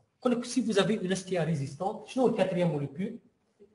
Les recommandations, logiquement, ils sont bêta-bloquants. Mais les mercure spironolactone, je ne suis pas d'accord. Personnellement, je ne suis pas à cette attitude. Je trouve que c'est une attitude un peu agressive. C'est l'adactone, ma thiazidique, ma IOC, ça augmente le risque d'hypercalémie et le risque d'insuffisance rénale aiguë. IOC, thiazidique ou spironolactone, c'est un peu exagéré. Je pense en quatrième position, on a les bêta-bloquants. Il y a aussi les antihypertenseurs centraux. Je vais vous dire حاجه. يتوحلوا فما l'aldomètre. L'aldomètre ما يحبوش العباد يحكيوا عليه. فما d'autres antihypertenseurs centraux, soi-disant de nouvelle génération. Mais l'aldomètre, ما نخبيش عليكم, c'est l'antihypertenseur le plus efficace. L'aldomètre avec الحقرين وكل ما نحبوش نحكيوا عليه. أنا كي توحلوا حتى كي تبداو في ديسبونسير يزيدوا l'aldomètre. L'aldomètre, il est très efficace. Efficacité presque 100%. Mais bien sûr, on laquelle l'aldomètre en première intention. Il faut qu'il tourne. Voilà. J'arrête les schémas thérapeutiques. Tu dis un peu d'aldomètre, c'est efficace. C'est très efficace l'aldomètre. D'accord. Généralement, ce que je fais, les bêta-bloquants et l'aldomètre qui est c'est ça. Généralement, 35. Monosclose généralement. Mais, qui m'en connaît? Quatrième position pour les recommandations, c'est le واحد. Mais après, pas les bêta-bloquants, il faut les considérer surtout chez les sujets qui ont une fréquence cardiaque élevée, supérieure à 80, وقتها les bêta-bloquants. Pour les Britanniques, c'est la même chose. Les Britanniques, là, je crois que les Britanniques ne يبدلكش بالتيازيدي. Bon, les Européens, si je reviens, يعطيك الشوا. Pour les IUC ou ARA2 avec calcique ou thiazidie. Les thiazidiques, تعرفوا, فما l'hydrochlorothiazide. فما l'andapamide, فما les diurétiques thiazidiques, فما le thiazidique light. Maintenant, les nouvelles recommandations, qu'on pousse vers les thiazidiques light. L'andapamide, le Fluidex. C'est maintenant prouvé que c'est plus efficace que l'hydrochlorothiazide. Il pousse vers les thiazidiques light. Là aussi, c'est un autre sujet, un autre débat. Mais de toute façon, on s'en fout. Pour les Britanniques, c'est un peu, c'est يوضحوا لنا شوية. Pour les QC ou ARA2 avec calcique. ما يبداوش بالتيازيديك en première position. من بعد يجي التيازيديك en troisième position. Les Européens يخلي لك الشوا. Ça dépend, c'est cas par cas. D'accord? Et après, bien sûr, je تلقى روحك في نفس l'association. Troisième étape, ديما هي بيها. IUC ورا 2 avec calcique, avec thiazidique لايت. ريتو لنا شي يقول لك لي ريكومونداسيون نايس. يقول لك لي thiazidique لايت. لي thiazidique لايت هما اللي باش تلقاهم لنا نورمالمون كلورتانيدون اي لاندابامين. نعرفش اللي مكتوبه لنا ولا جو في با لي شيرشي. توت فاسون من بعد اون كاتريام بوزيسيون يقول لك لنا كاتريام بوزيسيون يقول لك لنا سبيرونلاكتون فيبل دوز دونك 25 à 50 ملغ الفا او بيتا بلوكون كالعاده لا ميم شوز. داكور. قول لنا seek expert advice if blood pressure is uncontrolled or optional tolerated doses of 4 drugs. D'accord. Généralement, c'est exceptionnel باش توصلوا للسيتياسيون هذه. D'accord. Mais la règle générale, elle est claire, واضحه. Il n'y a pas aussi simple maintenant les objectifs واضحين. باش نجيو لنا les objectifs tensionnels pour les Britanniques. علاش قلت لك les Britanniques ما يهمهمش. Britanniques sont faits كما تعرف l'école britannique. لأنك واضحين يقول لك انفيريور 80 ans mesure clinique انفيريور 14 9 ما عندهمش 13 8 تو مازالوا في 14 9 2019 جو بارل جاوا من بعدهم السوس. Malgré ça, ils n'étaient pas influencés ni par les Américains ni par les Européens. حافظوا على لي برانسيب نتاعهم بالنسبه لهم سي 14 9 سينو كما قلنا يستعملوا المقار 13 دمي 8 دمي في المقار. واضح؟ سوجي اجي بيان سور باش يزيدوا شويه سوجي بلوس كو 80 ans لنا يقول لك 15 9 14 دمي 8 دمي بالمقار. سي كلير؟ هذوما دونك سو سون لي بريتانيك. بور لي ديابيتيك بيان سور ديابيتيك لنا ما تنجمش تحكي على اش تي شي الديابيتيك من غير اي سي ولا ار. سي اوبليغاتوار سي لا ميم شوز. يقول لك لنا باش تبدا باي سي وار 2 وبيان سور من بعد باش تزيد الكالسيك ولا باش تزيد ديوريتيك. وفي الديوريتيك لنا البريسيز بيان زاد كيف كيف لي ديوريتيك تيازيديك لايت. لنا بور فو دير شنو هو لنا لو ميساج في سيت ديابوزيتيف. توت لي اسوسياسيون سون بوسيبل sauf اي سي avec R2. Mais فما دي اسوسياسيون ان بو ديكونسيي. باش تجمع اي سي avec 2 diurétiques c'est un peu déconseillé. تحط 2 diurétiques تو مثلا سبيرونولاكتون ومعها انتيازيديك c'est un peu déconseillé. تاخذ 2 médicaments ralentisseurs de la fréquence cardiaque c'est déconseillé. Exemple inhibiteur calcique non dihydropyridinique qui est un monotidien par exemple avec un bêta-bloquant c'est déconseillé. D'accord. Mais c'est pas formellement contre-indiqué. Et là dans ce tableau donc là je يقول لك لنا quand vous avez une HVG, il faut privilégier les IEC, les calciques, les HMC ou les ARA2. Microalbuminurie, les IEC ARA2. L'insuffisance rénale, ديما يقولوا لنا راهو عندي مشكله كبيره. Dans ma pratique courante, je ne prescris pas les IEC et les ARA2 في l'insuffisance rénale. نقريها ديما تلقاها في les recommandations. Pour l'insuffisance rénale stable, il faut prescrire les IEC et les ARA2. Ça peut poser des problèmes, même si vous les prescrivez, vous devez faire attention, il faut une surveillance très rapprochée. D'accord. شنو تحبوا اخر مثلا لي زافي سي يقول لك اي واحد باغ اكزومبل الافي سي يقول لك اني ايجنت افيكتيفلي لورينج بلاد بريشر. لانفاكتوس بيان سور تاع تريتمون بازيك فيه اي سي ار 2 اي بيتا بلوكون لازمهم يكونوا هذوكم. لانسفيزونس كاردياك تعرفوا ماتنون التريتمون دانسفيزونس كاردياك بازي سي لي سي ار 2 ديوريتيك بيتا بلوكون باش تلقاهم هذوكم هما. سوجي اجي بار كونتر وسوجي دو راس نوار معروفين دو موليكول شنو هما؟ inhibiteur calcique et diurétique thiazidique. Généralement, il faut les privilégier. Diabétique, bien sûr, là, quand on a un diabète, on n'a pas le droit de traiter un diabétique sans IUC ou ARA2. Maintenant, jamais. D'accord. Prescription, on peut faire IUC ou ARA2. Et, on a la grossesse. Grossesse, c'est clair. Hein. Comme 3 molécules, pas plus. Hein. En calcique, généralement, on fait stapi ou l'oxène, on fait stapi la dalate. Là, on a une question. نتاع الاملوديبين باغ اكزومبل تو احنا الاملوديبين اكثر كالسيك جوسك لا ما عندهاش راهي في البروسيس هذا صمون ديبين حتى الكاليديبين اللي عندهم الامام هما اللوكسين ولا دلال سي بور سا في لي سونترو فما كان الفاميتين دو با كان الدومين اي بور لي بيتا بلوكون ابريوري ياكل السكترال لا بيتولو دونك هذوما جينيرالمون اي فام انسانت باش تلقاها تاخذ دونك سكترال ادلات ولوكسين اي الدومين.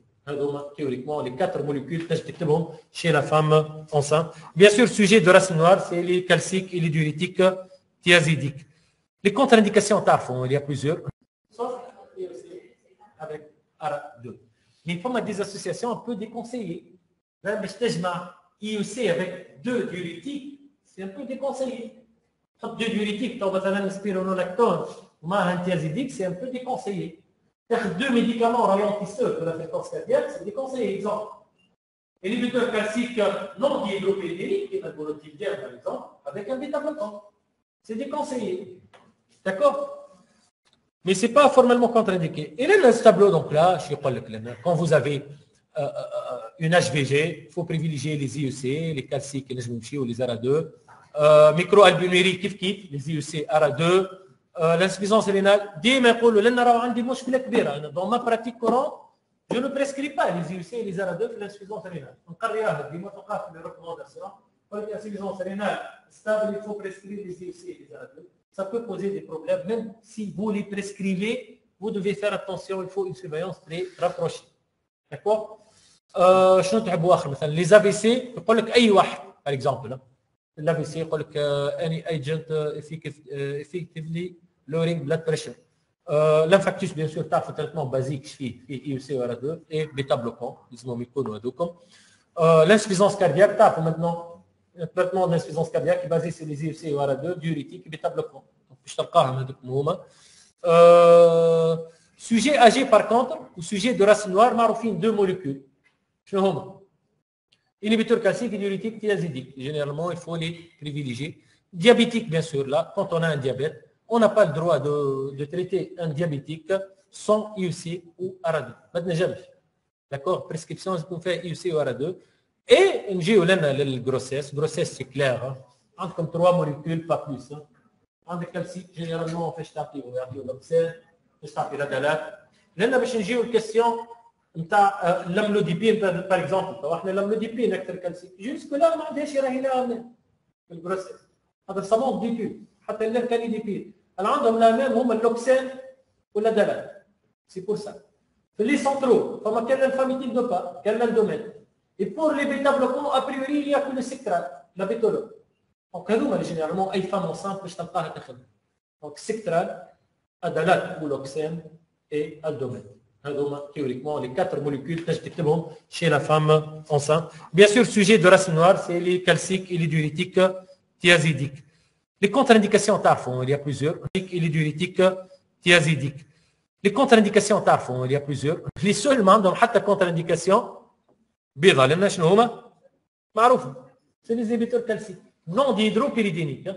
Pardon, dihydropyridiniques. L'amlodipine, par exemple. D'accord? L'amlodipine, c'est la seule molécule qui a une contre-indication absolue. Je vais t'écrire dans toutes les situations. D'accord? L'autre, chacun a les contre-indications. Donc, nous comment faire le diagnostic et déjà. Pour l'atteinte d'organes cibles, donc on a le sujet, l'écho, on cherche, l'écho Doppler, ultrasound examination of carotid arteries. D'accord? Donc là, vous pouvez, l'indication systématique d'une écho. Vous pouvez l'indiquer. حتى افرواد ياخذ حتى رونديفو بعد بعد يعمل ليكو خير من ما عندوش يكوكو. ان دوبلير دي كاروتيد يعملوا خير من ما يعملوش. نقول له خذ حتى رونديفو بعد عامين. سي لانديكاسيون ني با بوزي بيان سور. ما لقيتش يسوفر في الكاروتيد ولا مش عامل سيمبتوماتولوجي. داكور؟ بور لو ران une échographie rénale زاد ما فيها باس. نقول له خذ حتى رونديفو على بعيد pour voir la différenciation. Le fond 2 théoriquement قلنا احنا هو à partir du grade 2 يولي systématique. Mais vous pouvez envoyer un patient qui a une STA grade 1 à un ophtalmologue pour un fond 2. D'accord? Donc, on a les examens optionnels. Il a l'évolution. Quand il y a tant d'organes cibles, est-ce qu'elle peut régresser, oui ou non, son traitement? À votre avis. On a une maladie confirmée, c'est bon. C'est de la métastase. On a l'AVC, ça y est. On a l'insuffisance cardiaque, ça y est. Je vois les palliatifs. Mais l'attente d'organes cibles, est-ce qu'elle peut être corrigée, oui ou non, par le traitement? La réponse est oui. Par exemple, l'HVG, oui, ça peut régresser sous traitement. L'insuffisance rénale, ça peut s'améliorer sous traitement. Le microalbuminurie, c'est modéré, il nage plus ou moins. L'IPS, il nage mithassen. Par exemple, ce n'est pas encore confirmé. Hein. Par exemple, l'épaisseur intima-média pour les carotides. Jusque-là, il n'y a pas d'étude qui a prouvé que les plaques peuvent régresser sous traitement anti-hypertenseur. Mais de toute façon, en traitant un patient hypertendu qui a une atteinte d'organe cible, on ne pourra que améliorer son pronostic. Parce que cette atteinte d'organes cibles peut disparaître sous traitement. D'accord? Là maintenant, on va passer au deuxième volet. On a traité l'HTA essentiel, plus ou moins non compliqué. Là, on va passer au deuxième objectif, le traitement de complications normalement classiques. Hein? Donc, hypertension and chronic kidney disease. Insuffisance rénale, je crois. Pour le IEC ou ARA2, je ne suis pas vraiment tout à fait d'accord, mais je fais attention à ça. L'insuffisance rénale chronique, c'est les calciques en première position. D'accord? Et si vous allez prescrire les diurétiques, ça va être les diurétiques de l'anse, les thiazidiques. Thiazidiques, théoriquement, il faut les éviter. Si je reviens, use loop diuretics when filtration, donc le débit de filtration glomérulaire inférieur à 30. Les thiazidiques sont contre-indiqués. D'accord? Quoique, tarfol lazilique, ce n'est pas un traitement d'HTA. Mais, dans le cas chez l'insuffisance rénale chronique, on peut le prescrire. Donc, on a l'association calcique avec un diurétique de l'anse, peu de lazilique, avec de l'amlodipine, et aussi au ARA2, bon, c'est l'insuffisance rénale modérée selon les recommandations. Maintenant, je vais vous l'antihypertenseur central ou les bêta-bloquants. Spironolactone, je ne suis pas aussi d'accord. Un insuffisant rénal parti l'aldactone. Le problème, c'est quoi? انا خدمت في فرنسا شفت هذا غادي يكتب لك الدكتور avec l'UC chez un insuffisant rénal يقول لك كريات dans 3 jours يجي الانفيرمير غادي يدار ويعمل له الكريات تاعو ويمشي الكريات للميدسان تريتون ويقول له سافا ستابل ابري 2 سمان اون با فير سي سا هذيك خاطر هما يعملوا البريزون شارج نتاعهم كيف نو اسكون لو في ماهمش يعطيه الدكتور ومعاه جو سي با كوا وبرا يحيك نشوفه بعد معاه يجيك من بعد من الورجونس الانسفيزونس رينال ايغو دياليز هيبركاليمي جو سي با داكور. Si on applique les règles, on a je prends le cas, si on va le suivre, pour le IEC ou ARA2, on a diurétique de l'anse. Si ça persiste, زيد معاه diurétique thiazidique. Si ça persiste, زيد معاه الدكتور. Imaginez ça. C'est un insuffisant rénal chronique. C'est un problème majeur. لأنه يرد بالك يقول لك ديما تعس على الكليرانس. Parce qu'on est en train de suivre الكليرانس. Ce que باش يعمل هو dans 3 jours, باش يعمل dans 2 semaines, وباش تبدا تتبع له فيها وديبي فلتراسيون ستابل مو ستابل. انا je suis tout à fait, je suis pas d'accord. Regarde, je ne peux pas suivre au moins ce schéma thérapeutique. بالنسبه لي pour l'insuffisance rénale chronique, on essaie avec les inhibiteurs calciques un peu de l'azélique, ça aide les reins déjà, et des antihypertenseurs centraux, plus ou moins les bêta-bloquants. Il faut éviter les maximums la prescription des IEC. Quoique, c'est ce qui figure dans les recommandations. On a à mon expérience personnelle. Bien sûr, quand nos amis néphrologues, je ne sais pas, quand un néphrologue, il va vous présenter ça autrement. D'accord? IEC, néphroprotection, je ne sais pas quoi. Ben, ça, c'est l'insuffisance rénale. Quand vous avez un patient hypertendu et insuffisant cardiaque, là, c'est très simple. Le traitement de l'insuffisance cardiaque, le traitement de l'HTA. Le traitement de l'insuffisance cardiaque, c'est quoi? C'est IEC ou ARA2, bêta-bloquant de l'insuffisance cardiaque et diurétique. C'est bon, tout en sachant, j'ouvre un peu la parenthèse, pour les inhibiteurs calciques. On dit toujours que les inhibiteurs calciques sont contre-indiqués en cas d'insuffisance cardiaque. Normalement, c'est ce qu'ils disent. C'est des chapitres un peu. Pour l'insuffisance cardiaque, je connais les recommandations. Il faut éviter les inhibiteurs calciques. Mais si jamais vous avez besoin des inhibiteurs calciques pour équilibrer une hypertension artérielle, vous avez le droit à prescrire uniquement 2 molécules. Soit l'amlodipine, soit la phylodipine. De toute façon, donc, l'amlodipine, c'est la bête à tout faire. L'amlodipine, c'est le passe-partout. Quand on a le syndrome coronarien, il faut éviter les inhibiteurs calciques. Quand on a une tachycardie réflexe parfois. Sauf l'amlodipine. Chaque fois qu'il y a un chapitre, il dit mais Khalil, on a avoid calcium channel blockers. If necessary, prescribe amlodipine. D'accord? Donc, c'est la seule molécule, elle est nagée techniquement. Mais un patient hypertendu à insuffisance cardiaque, je trouve l'IEC ou ARA2, je trouve le diurétique, كيما تحب انت, je trouve حتى l'aldactone, c'est un traitement d'insuffisance cardiaque, je trouve le bêta-bloquant de l'insuffisance cardiaque. Et si jamais ce n'est pas efficace, dans ce cas, je trouve l'amlodipine. D'accord. Mais amlodipine en première intention, non. Chez un insuffisant cardiaque, déjà, واضح لنا. يقول لك IEC ou ARA2, diurétique et bêta-bloquant. ولنا l'azélix, il trouve sa place. D'accord. من بعد bien sûr يقول لك لنا تزيد l'adducteur. شفتوا حتى لنا يقول لك لا. inhibiteur calcique ما تلقاهاش. وقتاش تلقاها من بعد. كان بهذوما الكل بيتا-bloquant IEC ou ARA2, diurétique بالواحد من الكل بالادكتور باقي الشيف التنسيونيل مال équilibré. وقتها تنجم تزيد الكالسيك والكالسيك ça va être quoi amlodipine. D'accord. Atrial fibrillation. C'est la première cause de ça. Bien sûr, je تحط كيف les IEC ARA2 et il faut ralentir. Pourquoi on ralentit la FA? Bêta-bloquant ou les inhibiteurs calciques non dihydropyridiniques, le tildien, les optiques. Donc vous pouvez les نلقاو بلاصتهم. يقول لك les inhibiteurs calciques non dihydropyridiniques. Bien sûr, on يقول لك bêta-bloquant avec les calciques. Mais il faut toujours faire attention à cette association. Donc pour l'ACFA, HCA avec ACFA, ça part que 3 molécules. Les diurétiques, généralement, c'est de première intention. Ça fait qu'il y a les IUC ARA2, les calciques et les bêta-bloquants. Voilà, c'est clair. Coronary artery disease, bien sûr.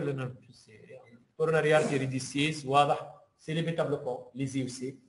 Traitement basique, bêta-bloquants IUC. Et en troisième position, j'ai les inhibiteurs calciques. D'accord.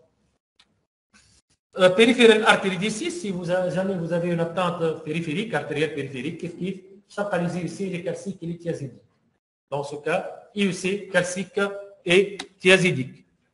J'ai l'urgence hypertensive. La définition de l'urgence hypertensive. La définition. C'est chaud.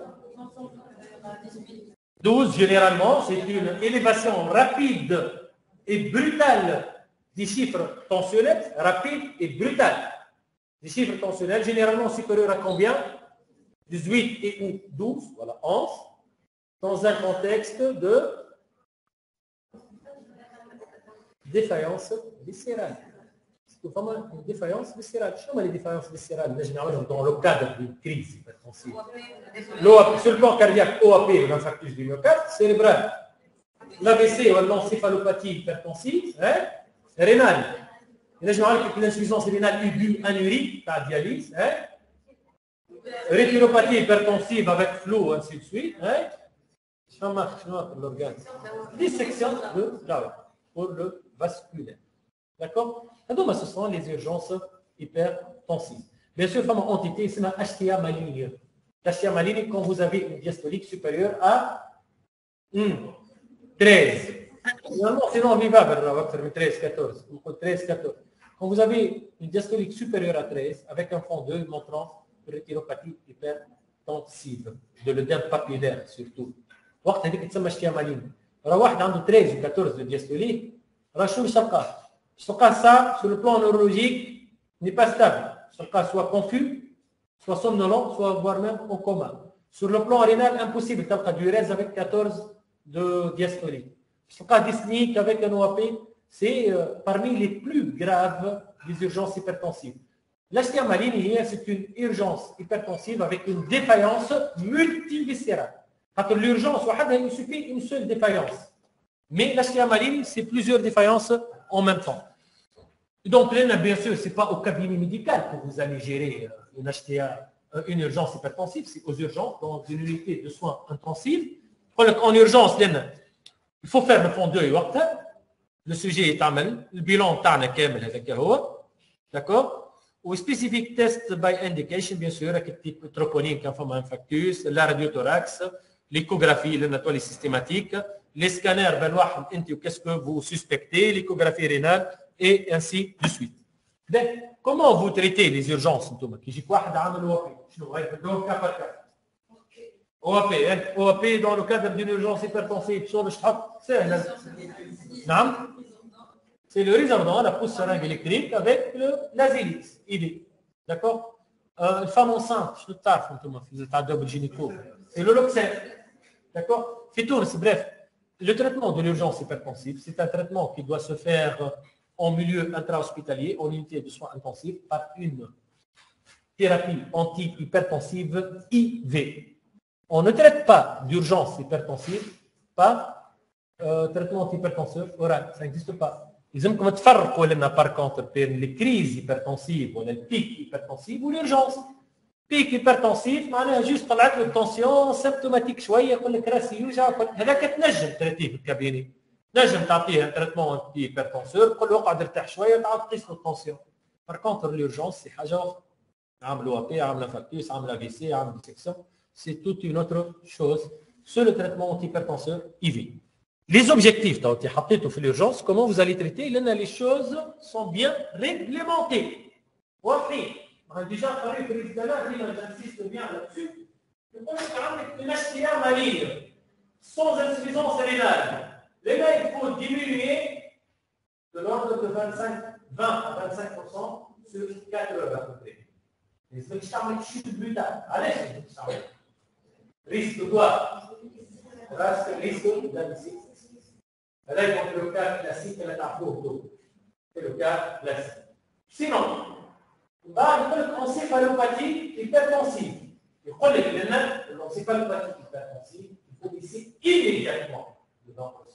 Il plusieurs heures. Ça s'appelle 20%. Ils ont immédiatement طيح 20%، 20% تحت قداش؟ معناها طيح presque 16-17. Immédiatement. Tu maintiens généralement 18 par exemple, pour tout ce qui est cérébral. Pour le syndrome coronarien aigu, لأن يقول لك لازم تطيح immédiatement. ما تخليش واحد عامل فاكوس، ما تخليش 17 18 immédiatement تطيحها لل 14. D'accord? Pour le nerf pulmonaire, immédiatement تطيحها لل 14. Pour la dissection bien sûr immédiatement تطيحها وقتها في 12 6. dissection لازم تطيح حتى ل 10. dissection لازم تطيح immédiatement. Ou l'éclampsie, bien sûr, il faut immédiatement les 16-10. Donc, à peu près vos objectifs tensionnels selon les recommandations. D'une façon générale, taille 20 à 25% sur 4 heures, mais sinon, on a des indications spécifiques locales. Je vais vous les ABC. Je vous dis, Thomas, les ABC. Bien sûr, il y a plusieurs molécules au cas par cas. Mais في تونس ما كومش باش تكسروا رؤوسكم برشا، خاطر عندك كارفيزوردون واللوكسين، ما عندكش حاجه دونك باش تتصرف فيهم الزوز. باهي بالنسبه للا في سي شنو تعرف؟ يجيك واحد في سي وعنده 21 طنسيون. تري بيان. دونك لنا اسكو اسكيميك او هيموراجيك. دونك من الاول ما كنتش تعطي حتى تريتمون، تعمل سكانير. دونك هنا ريفلكس لازم تعمل. مش جايك في سي تلقى 20 ولا 21 طنسيون هاي باش تعطيه ميديكامون. Direct, scanner en urgence, il faut que c'est hémorragique. Il ne faut pas toucher si la pression est inférieure à 22. Voilà, c'est contre-indiqué. On a hémorragique ou 20, mais tu immédiatement. D'accord? Et pour les patients qui ont une pression supérieure à 22, quand même, il faut que tu 18. Généralement, on dit que les AVC sur 18. Voilà. Tant que la pression n'est pas plus de 22, ما تمسوش. علاش؟ pour maintenir une perfusion cérébrale. J'ai eu l'AVC ischémique. L'AVC ischémique, le patient with acute ischemic stroke est éligible pour IV thrombolyse. Maintenant, la thrombolyse, de plus en plus dans les 3 premières heures. Bien sûr, il y a un risque. Il y a quelqu'un qui a un AVC ischémique ou tu le 20 tensions باش تعمل له thrombolyse. شنو الريسك لنا؟ transformation hémorragique. يقول لك لنا يلزمك تطيح tension carefully lowered and maintained. Donc, il y a à peu près 18-10. Jusqu'à 17, ça va faire les premières 24 heures. Donc, dis-moi, on a un chiffre de 18-9, 18-10, 17. Je dis, entre 16 et 18 de systolique, entre 9 et 10 de diastolique, ça va pour les AVC. D'accord? En cas de thrombolyse. D'accord? Pour les patients qui ne vont pas être thrombolisés, donc, il faut diminuer de l'ordre de 15%. Dans les premières 24 heures. Ce n'est pas une baisse immédiate. Donc, généralement, la règle générale, pour les AVC, il ne faut pas baisser immédiatement. L'immédiat, maintenant, je vais te dire que l'ischémique, quand elle a thrombolyse. Ou l'hémorragique, quand ça dépasse les 22. D'accord? بعد تو تعدينا الفاز aiguë, لأن juste باش يقول لك حاجة, une fois on a passé la phase aiguë, يقول لك le traitement. Si vous avez un AIT, aucun problème, tu as des traitements immédiatement. Je peux à l'oral. Un AIT, ce n'est pas un AVC, ce scanner. Par contre, quand on a un AVC, il faut temporiser quelques jours. Quelques jours, donc ما تبدلوش immédiatement. AIT, تنجم تبدا immédiatement. En dehors de ça, non. Pour l'effet blouse blanche. L'effet blouse blanche, تعرفوا لو تبي sur le cabinet médical تلقى التنسيون تاعها mais تعملوا ما تلقى حتى شيء. Est-ce qu'il faut les laisser ces patients partir? Non. Il faut les suivre. يقول لك لنا pour les patients, si vous avez des patients qui ont un effet blouse blanche, il faut appliquer les règles hygiéno-diététiques. Il y a un risque de 20 à 30% pour ces patients pour qu'ils développent une HTA permanente. Donc, seulement des patients à risque d'HTA permanente. Donc, là, il faut appliquer les règles hygiéno-diététiques, il faut les suivre par des MAPA annuels et là, c'est très important, il ne faut pas traiter systématiquement, c'est contre-indiqué. Le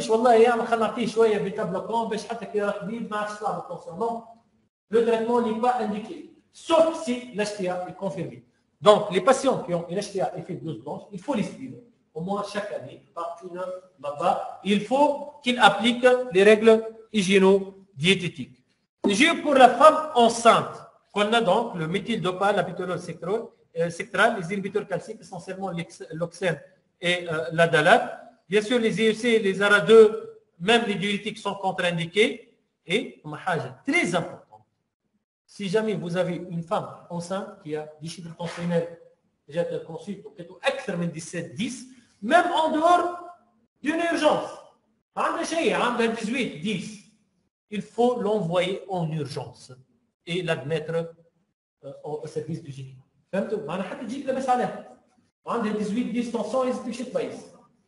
C'est selon les recommandations et c'est classe 1. D'accord? Bon, l'HTA résistante, là, juste pour vous dire, donc on a traité théoriquement presque toutes les complications. L'HTA résistante, essentiellement sujets âgés, les obèses, sujets de race noire, les sujets donc, qui mangent salé, donc on dit mais ça résiste, bien sûr. Pour les patients sujets, donc l'HTA secondaire, c'est un autre chapitre. Le diagnostic, l'HTA secondaire. Oui, l'HTA secondaire, on la suspecte chez les sujets jeunes généralement, ou quand vous avez une hypocalémie essentiellement. Donc, le SAS, c'est une cause d'HTA secondaire. Âge très importante, les médicaments. Surtout en première ligne, les patients ont d'autres médicaments pour le cas hypertendu, ou androgère, et ainsi de suite. Donc, je me cherche généralement. Dans le cas que les anti-inflammatoires, les corticoïdes, il faut faire attention. Donc, la contraception orale. Faites attention. Pour les femmes hypertendues qui prennent la contraception orale. Dans le cas hypertendu, il dit l'HTA résistante. Maintenant, c'est le réflexe, est-ce qu'elle prend la pilule ou la contraception, oui ou non? Ça peut être une cause d'HTA secondaire. Les médicaments, il suffit d'arrêter la contraception et tout va se restaurer dans l'ordre. Donc, un réflexe très important chez les femmes. Il faut se poser la question sur la contraception orale. Les vasoconstricteurs nasaux. Donc, quand khashmo yjri équilibré, la baisse عليه عمل لك urine. ويجيك يقول لك التنسيون تضرب في 17 18 وتعرف وانت كان مريض. قول اسكو سي urine لازمك تسال وقت تقول له تاخذ فك لي vasoconstricteurs nasaux فيهم l'activité sympathique, ça peut passer dans la circulation sanguine et ça peut faire des pics tensionnels. Donc il faut les arrêter. Les anti-inflammatoires non stéroïdiens, les corticoïdes bien sûr, il faut les chercher. L'érythropoïétine, surtout c'est chez les insuffisants rénaux, تلقاه راكح لاباس عليه. جاو عملوا لك الكور تاع l'érythropoïétine والتنسيون طلعت وانت تلقاك داخل بعضك وتزيد في الميديكامون alors que c'est lié essentiellement à l'érythropoïétine, les anabolisants bien sûr que je m'attends à la musculation ainsi de suite, l'alcool, l'excès d'alcool, تلقاه يشرب ديما donc les chiffres tensionnels et la chimiothérapie. Donc et ça devient très difficile hein, pour les patients qui ont une néoplasie et qui vont recevoir une chimiothérapie, ça peut perturber d'une façon très importante les chiffres tensionnels, mais là malheureusement ما عندكش حل، ما كيفاش توقف الشيميو، باش تولي تحاول تزيد في التريتمون. D'accord. Et on va finir maintenant. هذه étape très importante. Généralement ديما ما نقريوهاش mais لازمك تعرفها. يقول لك انا السويدي كيفاش تعمل؟ كيفاش كنت يعرف كومون يبغى سويدي، شنو تعطيه رونديفو شنو؟ Comment vous faites le suivi? Et c'est bon, après l'HTA, on a les étapes كلها. On a fait l'étape 1, c'est bon. L'étape 1, normalement, on fait l'ampleur du problème. l'étape 2 مازلتوا ولا محاله تعرفوا خاطر لازم تقراهم لي ريكومونداسيون الكل جو سوبوز مازلتوا ما قريتوهمش او موان تقرا لي ريكومونداسيون اوروبيان ولا لي ريكومونداسيون تونيزيان تحب تداوي الاش تي ار vous ne pouvez pas traiter une HTA sans connaître les recommandations ولا باش نجي انا نقول لك هكا تو يجي دكتور مسعود يقريك يقول لك فما هكا نو لازم تقراها تاخذ لي ريكومونداسيون تحب تداوي HTA لازم تقرا لي ريكومونداسيون خاطر حتى شيء هذا سي دي جينيراليتي لازم تلوج ورا لي ريكومونداسيون دونك vous devez connaître les recommandations واش فما في لي ريكومونداسيون بون انا مطالب اني نعرفهم الكل داكور لازمني نعرف الامريكان شو يقولوا لي زونغلي لي زوروبيان تونس الحقيقه ما نعرفش جوسكو لا شفتهم كل مي او موان vous devez savoir moi تقراو لي ريكومونداسيون تونيزيان داكور لي ريكومونداسيون اوروبيان باش تداوي اش تي ا لازمك تعرف لي ريكومونداسيون جانسيستو لا تشي كا بار كا ابري لا ستراتيفيكاسيون دي ريسك نورمالمون عرفتها كل يوم با دو بروبليم on a la majorité des patients et le traitement شفنا le traitement de l'HTA non compliqué وشفنا toutes les formes cliniques اللي تنجم تلقاهم في الكابيني vous avez fait tout ça comment vous allez suivre votre patient le rythme de suivi 3 ou 6 mois ben 3 mois idéalement 3 mois tu vois que des études t'as encore 3 ou 6 mois c'est la même chose si le patient est bien suivi c'est très simple je vais pas trop tarder un حاجه le suivi dépend de 4 paramètres أول paramètre physician level النيفو نتاعك كتبي داكور والطب الكل مش كيف كيف ولي نيفو تاع لي ميدسان الكل مش كيف كيف voilà pour commencer donc ça dépend du niveau du médecin que ce soit scientifique que ce soit relationnel que ce soit pratique اللي تحب انت donc là c'est un élément déterminant très important dans la prise en charge de l'hypertension artérielle ça dépend aussi du niveau du patient les patients الكل مش كيف كيف il y a le patient qui est compliant, le patient discipliné, le patient qui applique à la lettre les recommandations. Il y a les patients indisciplinés, entre guillemets arrogants, entre guillemets mal suivis. Donc ça dépend. C'est le facteur numéro 2. Facteur numéro 3, bon, في تونس نرجع عن تونس. ما نعرفش كيفاش تشوفوا انتم les niveaux des médecins en Tunisie. ما نعرفش comment vous jugez le niveau des patients en Tunisie. Je vous laisse donc le jugement, mais après, je peux juger. Drug treatment level. Le niveau dans les médicaments متوفرين في تونس عندكم كل شيء. Traitement anti-hypertenseur تصوروا في مخك حتى حليب الغول يجيبوه لنا في تونس pour le traitement de l'HTA. Vous avez la gamme complète.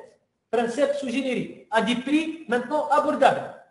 عادش التريتمون انتي هيبرتنسور الباكو ب 80 دينار وكل تو حتى ب 20 دينار وب 13 دينار 15 دينار بار موا ابار لا بريز اون شارج ما نحكيش على البريز اون شارج كنا رومبورسمون 100% سيرتان موليكول مي حتى كان يشري بالفلوس مانتنو نجم تعمل له اون تري ثيرابي ا 30 دينار بار موا 1 دينار بار جور دونك لنا نجم نقول لكم on est chanceux d'être en Tunisie on est chanceux sur ce critère bien sûr les deux premiers critères ما نحبش نحكي عليهم d'accord نحكي sur ce critère on est chanceux d'être médecin en Tunisie en termes d'HTA bien sûr parce que الجام الكل موجود كل تصورها في مخك ولا ما تصورهاش et à des prix كما قلت لكم très abordables d'accord le quatrième critère واللي نجموا نتكلموا عليه هو c'est le système de santé et bien sûr تعرفوا le système de santé تاعنا c'est la CNAM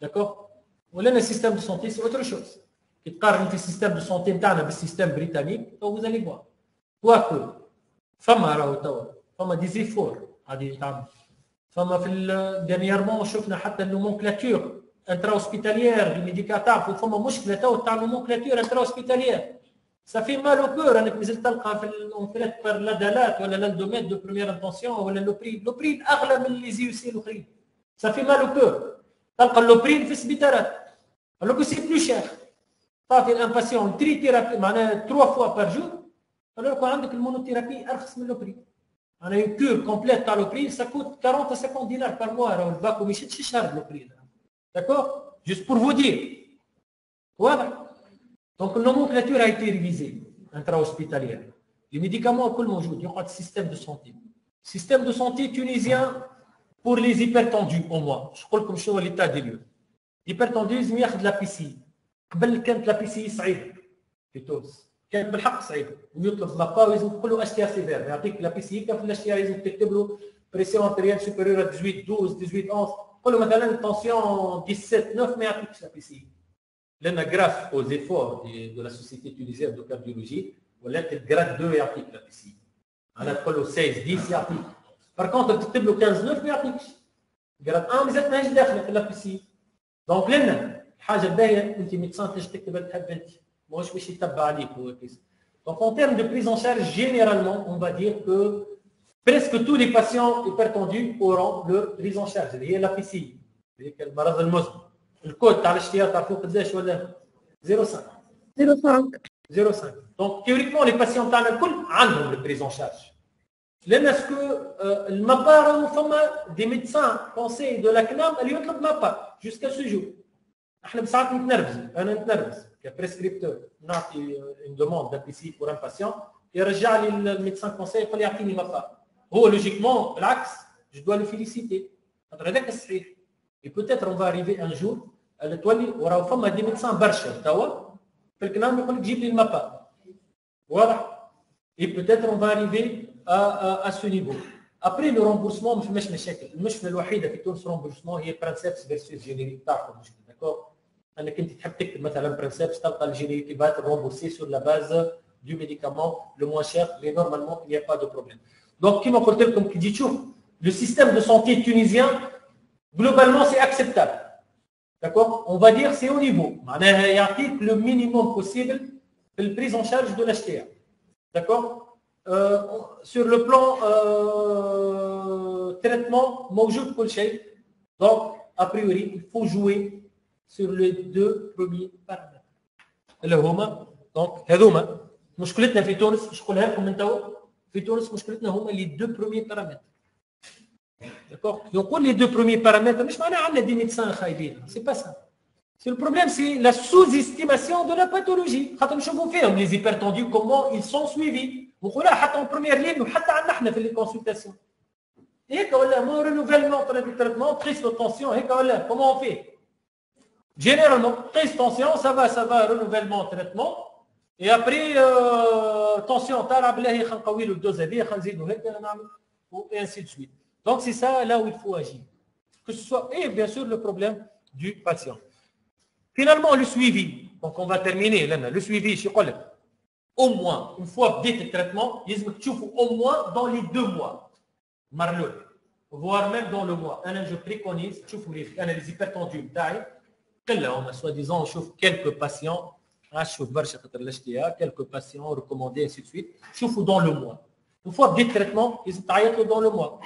احنا كيفاش في السيستم تاعنا يتاتي بديت له التريتمون وقتاش تشوفوا بعد بعام وين 6 يعطيوه 6 هو ما عادش يعطيوه 6 بون ما تحكيش ديسبونسير 6 شهور عندكم شكون hypertendu vous le voyez dans 1 à 2 mois بون هذا صحيح لا داكور بون مش مشكل انا نحكي دو فاسون باهي نعطيكم حاجه اخرى شو يقول لك لي ريكومونداسيون يو فوا بديت التريتمون يقول لك لازمك التريتمون يولي افيكاس دون لي 2 سيمين 15 جور انتم تعاودوا تركونفوكيو الباسيون ولا او موان تتصلوا بالمريض ابري 15 جور تقول له سي بون تست التونسيون تاعك مريقل ما شاء الله داكور اي سي بون اي ابري هذا سكيل فو فير اي ابري مش نحكي راهو انتم نحكي احنا راهو نحكي احنا الكل لي ميدسان داكور نحكي على السيستم دو سونتي الكل راهو مش بريمير بالعكس انا اللي متاكد منه خاطر جي eu l'occasion d'être parmi معناها d'être directeur de test à l'HTA en médecine de première ligne. J'étais étonné. La prise en charge de l'HTA في les dispensaires خير 1000 مرة من prise en charge de l'HTA في les HU. pour être clair et net ما فما حتى ديفيرونس. انا شفت انا في الديسبونسير في الميديسين دو بريمير لين j'ai vu que le bilan il est plus ou moins complet عامل كل شيء ويلي بيان سويفي وعنده الكارني وكل وبرا شوفوا في لي زاشو كيفاش سويفي داكور vous allez voir une différence énorme ما تلقاش حتى بيلون تلقاه عنده 10 سنين يداوي في لي كونسلتاسيون اكسترن ما عندوش حتى بيلون renouvellement traitement ainsi de suite. Donc après le suivi 3 à 6 mois. لأن juste pour vous dire فما une dernière étude تعملت entre 3 et 6 mois ما فماش différence en termes de pronostic. Moi ce que je dis pour les HTA à faible risque on peut se permettre de suivre le patient 2 fois par an. Pour les HTA à risque élevé, c'est 3 mois. D'accord? Les HTA sévères au risque élevé, c'est 3 mois. Bien sûr, il faut encourager toujours la mesure à domicile. Je قلت لكم لازم l'appareil يشري لازم patient يشري l'appareil électronique نتاعو. Mais حاجة أخرى, ce qui est important هذه في الآخر, il faut stratifier le risque presque chaque année. راهو ينجم اليوم شفتوا il est à faible risque. patient تاعك ما عنده حتى facteur de risque. Mais dans 1 à 2 ans, il peut devenir à risque élevé. Il ينجم يولي diabétique, il ينجم يولي عنده 3 facteurs de risque. Il ينجم يعمل une coronaropathie وانت ما في بالكش بها. Donc l'évaluation du risque doit être toujours renouvelée. Bien sûr, s'il est à très haut risque d'emblée avec SAE, je crois tout le monde à très haut risque. Le risque élevé, il est très haut risque. Mais faites attention pour les patients que vous considérez à faible risque. Les patients que vous considérez à faible risque, vous devez chaque année, au moins une fois toutes les 2 ans, vous devez évaluer le niveau de risque de nouveau. ايش معناه لازم تعود له les examens الكل وتلوج على مره اخرى une attente d'orgasme خاطر لاج في جي تنجم ما تلقاهاش من الاول تنجم تلقاها من بعد. دونك لنا pour le suivi هذا l'hypertendu تفاهمنا فيه هكا ولا on faut évaluer les traitements après 2 semaines لازم نشوفوه dans les 2 premiers mois et après c'est un suivi tous les 3-6 mois. يجيو تو les patients اللي جاي عاد يقول لك لقيت مره tension طالعه mais c'est avéré qu'il n'est pas hypertendu. Maintenant, un patient qui a une pression optimale inférieure à 12,8, il y a au moins tous les 5 ans. Ça va. Pour les patients qui ont une tension normale, entre 12 et 13, 8, 8 et demi, tous les 3 ans, et bien sûr, normal haute, ils ont un suivi tous les ans. Et surtout, c'est la MAPA. C'est la place de la MAPA chez les patients qui ont une pression normale haute. C'est le rythme du suivi des patients, on va dire, entre guillemets, non hypertendus. لأن ça sous-entend واحد عنده tension inférieure à 12,8 لازم يقيسها مرة au moins كل 5 سنين mais احنا on peut faire tous les ans. Et là on va conclure bien sûr les 6 étapes avec la réponse. Donc l'aspect ce que doit connaître le médecin de famille pour la prise en charge ou le tout médecin مش كان médecin de famille mais كيما قلت لكم راهو l'HTA c'est la pathologie du médecin de famille en termes de prise en charge. L'aspect épidémiologique donc il faut savoir que c'est le premier facteur de risque cardiovasculaire dans le monde et c'est la première cause de décès dans le monde. Après pour les guidelines, ça mettom comme الكل 17, 18, 19 فما ال 20 بيناتهم l'ADA تاع الديابète فما ال 21 اللي عندنا les recommandations tunisiennes. لازمك au moins تعرف les recommandations tunisiennes au moins européennes. Bien sûr les recommandations ça se renouvelle. Là normalement 2022 on aura peut-être les recommandations américaines. 5 سنين خاطر برشا ما يقعدوش اكثر من 5 سنين. Le diagnostic, je note aussi, on va conclure. C'est la MAPA. Diagnostic, c'est la mesure à domicile, surtout par la MAPA. Il faut encourager. يلزم المريض soit يقيس بالappareil électronique, soit انت تعمل له MAPA tous les ans. D'accord? Mais au moins, il faut avoir l'appareil électronique. Pour la stratification de risque, que je dis, la majorité des patients sont à risque cardiovasculaire élevé. شفناها presque كلها حمراء. Donc là, vous aurez plus d'examens à faire. C'est تعمل في l'écho-cœur, تعمل في l'écho-rénal, Doppler des membres inférieurs, Doppler des carotides, fond d'œil. Donc, généralement, vous allez demander des examens. Vous êtes obligé d'envoyer votre patient pour d'autres spécialités. Pour le traitement, généralement, c'est la bithérapie d'emblée. Puisque la majorité sont des patients à haut risque. Et la bithérapie d'emblée, bien sûr, vous êtes à la 2 inhibiteurs calciques et diurétiques. Pour le follow-up, bien sûr, c'est tous les 3 à 6 mois, généralement, avec une stratification du risque qui est recommandé tous les ans, surtout pour les patients à faible risque cardiovasculaire. C'est bon.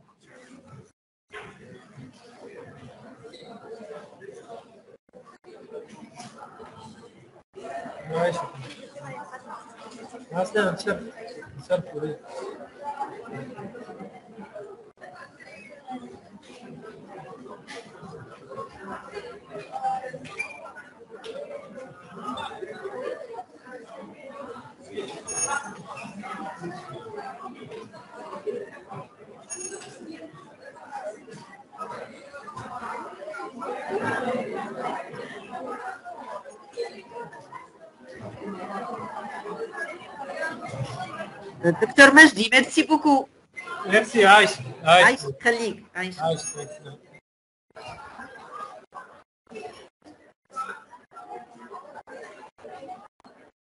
تعمل في الكوكور تعمل في الكورينال Doppler des membres inférieurs, Doppler des carotides, fond d'œil. Donc, généralement, vous allez demander des examens. Vous êtes obligé d'envoyer votre patient pour d'autres spécialités. Pour le traitement, généralement, c'est la bithérapie d'emblée, puisque la majorité sont des patients à haut risque. Et la bithérapie d'emblée, bien sûr, à la 2 inhibiteurs calciques et diurétiques. Pour le follow-up, bien sûr, c'est tous les 3 à 6 mois généralement, avec une stratification du risque qui est recommandée tous les ans, surtout pour les patients à faible risque cardiovasculaire. C'est bon.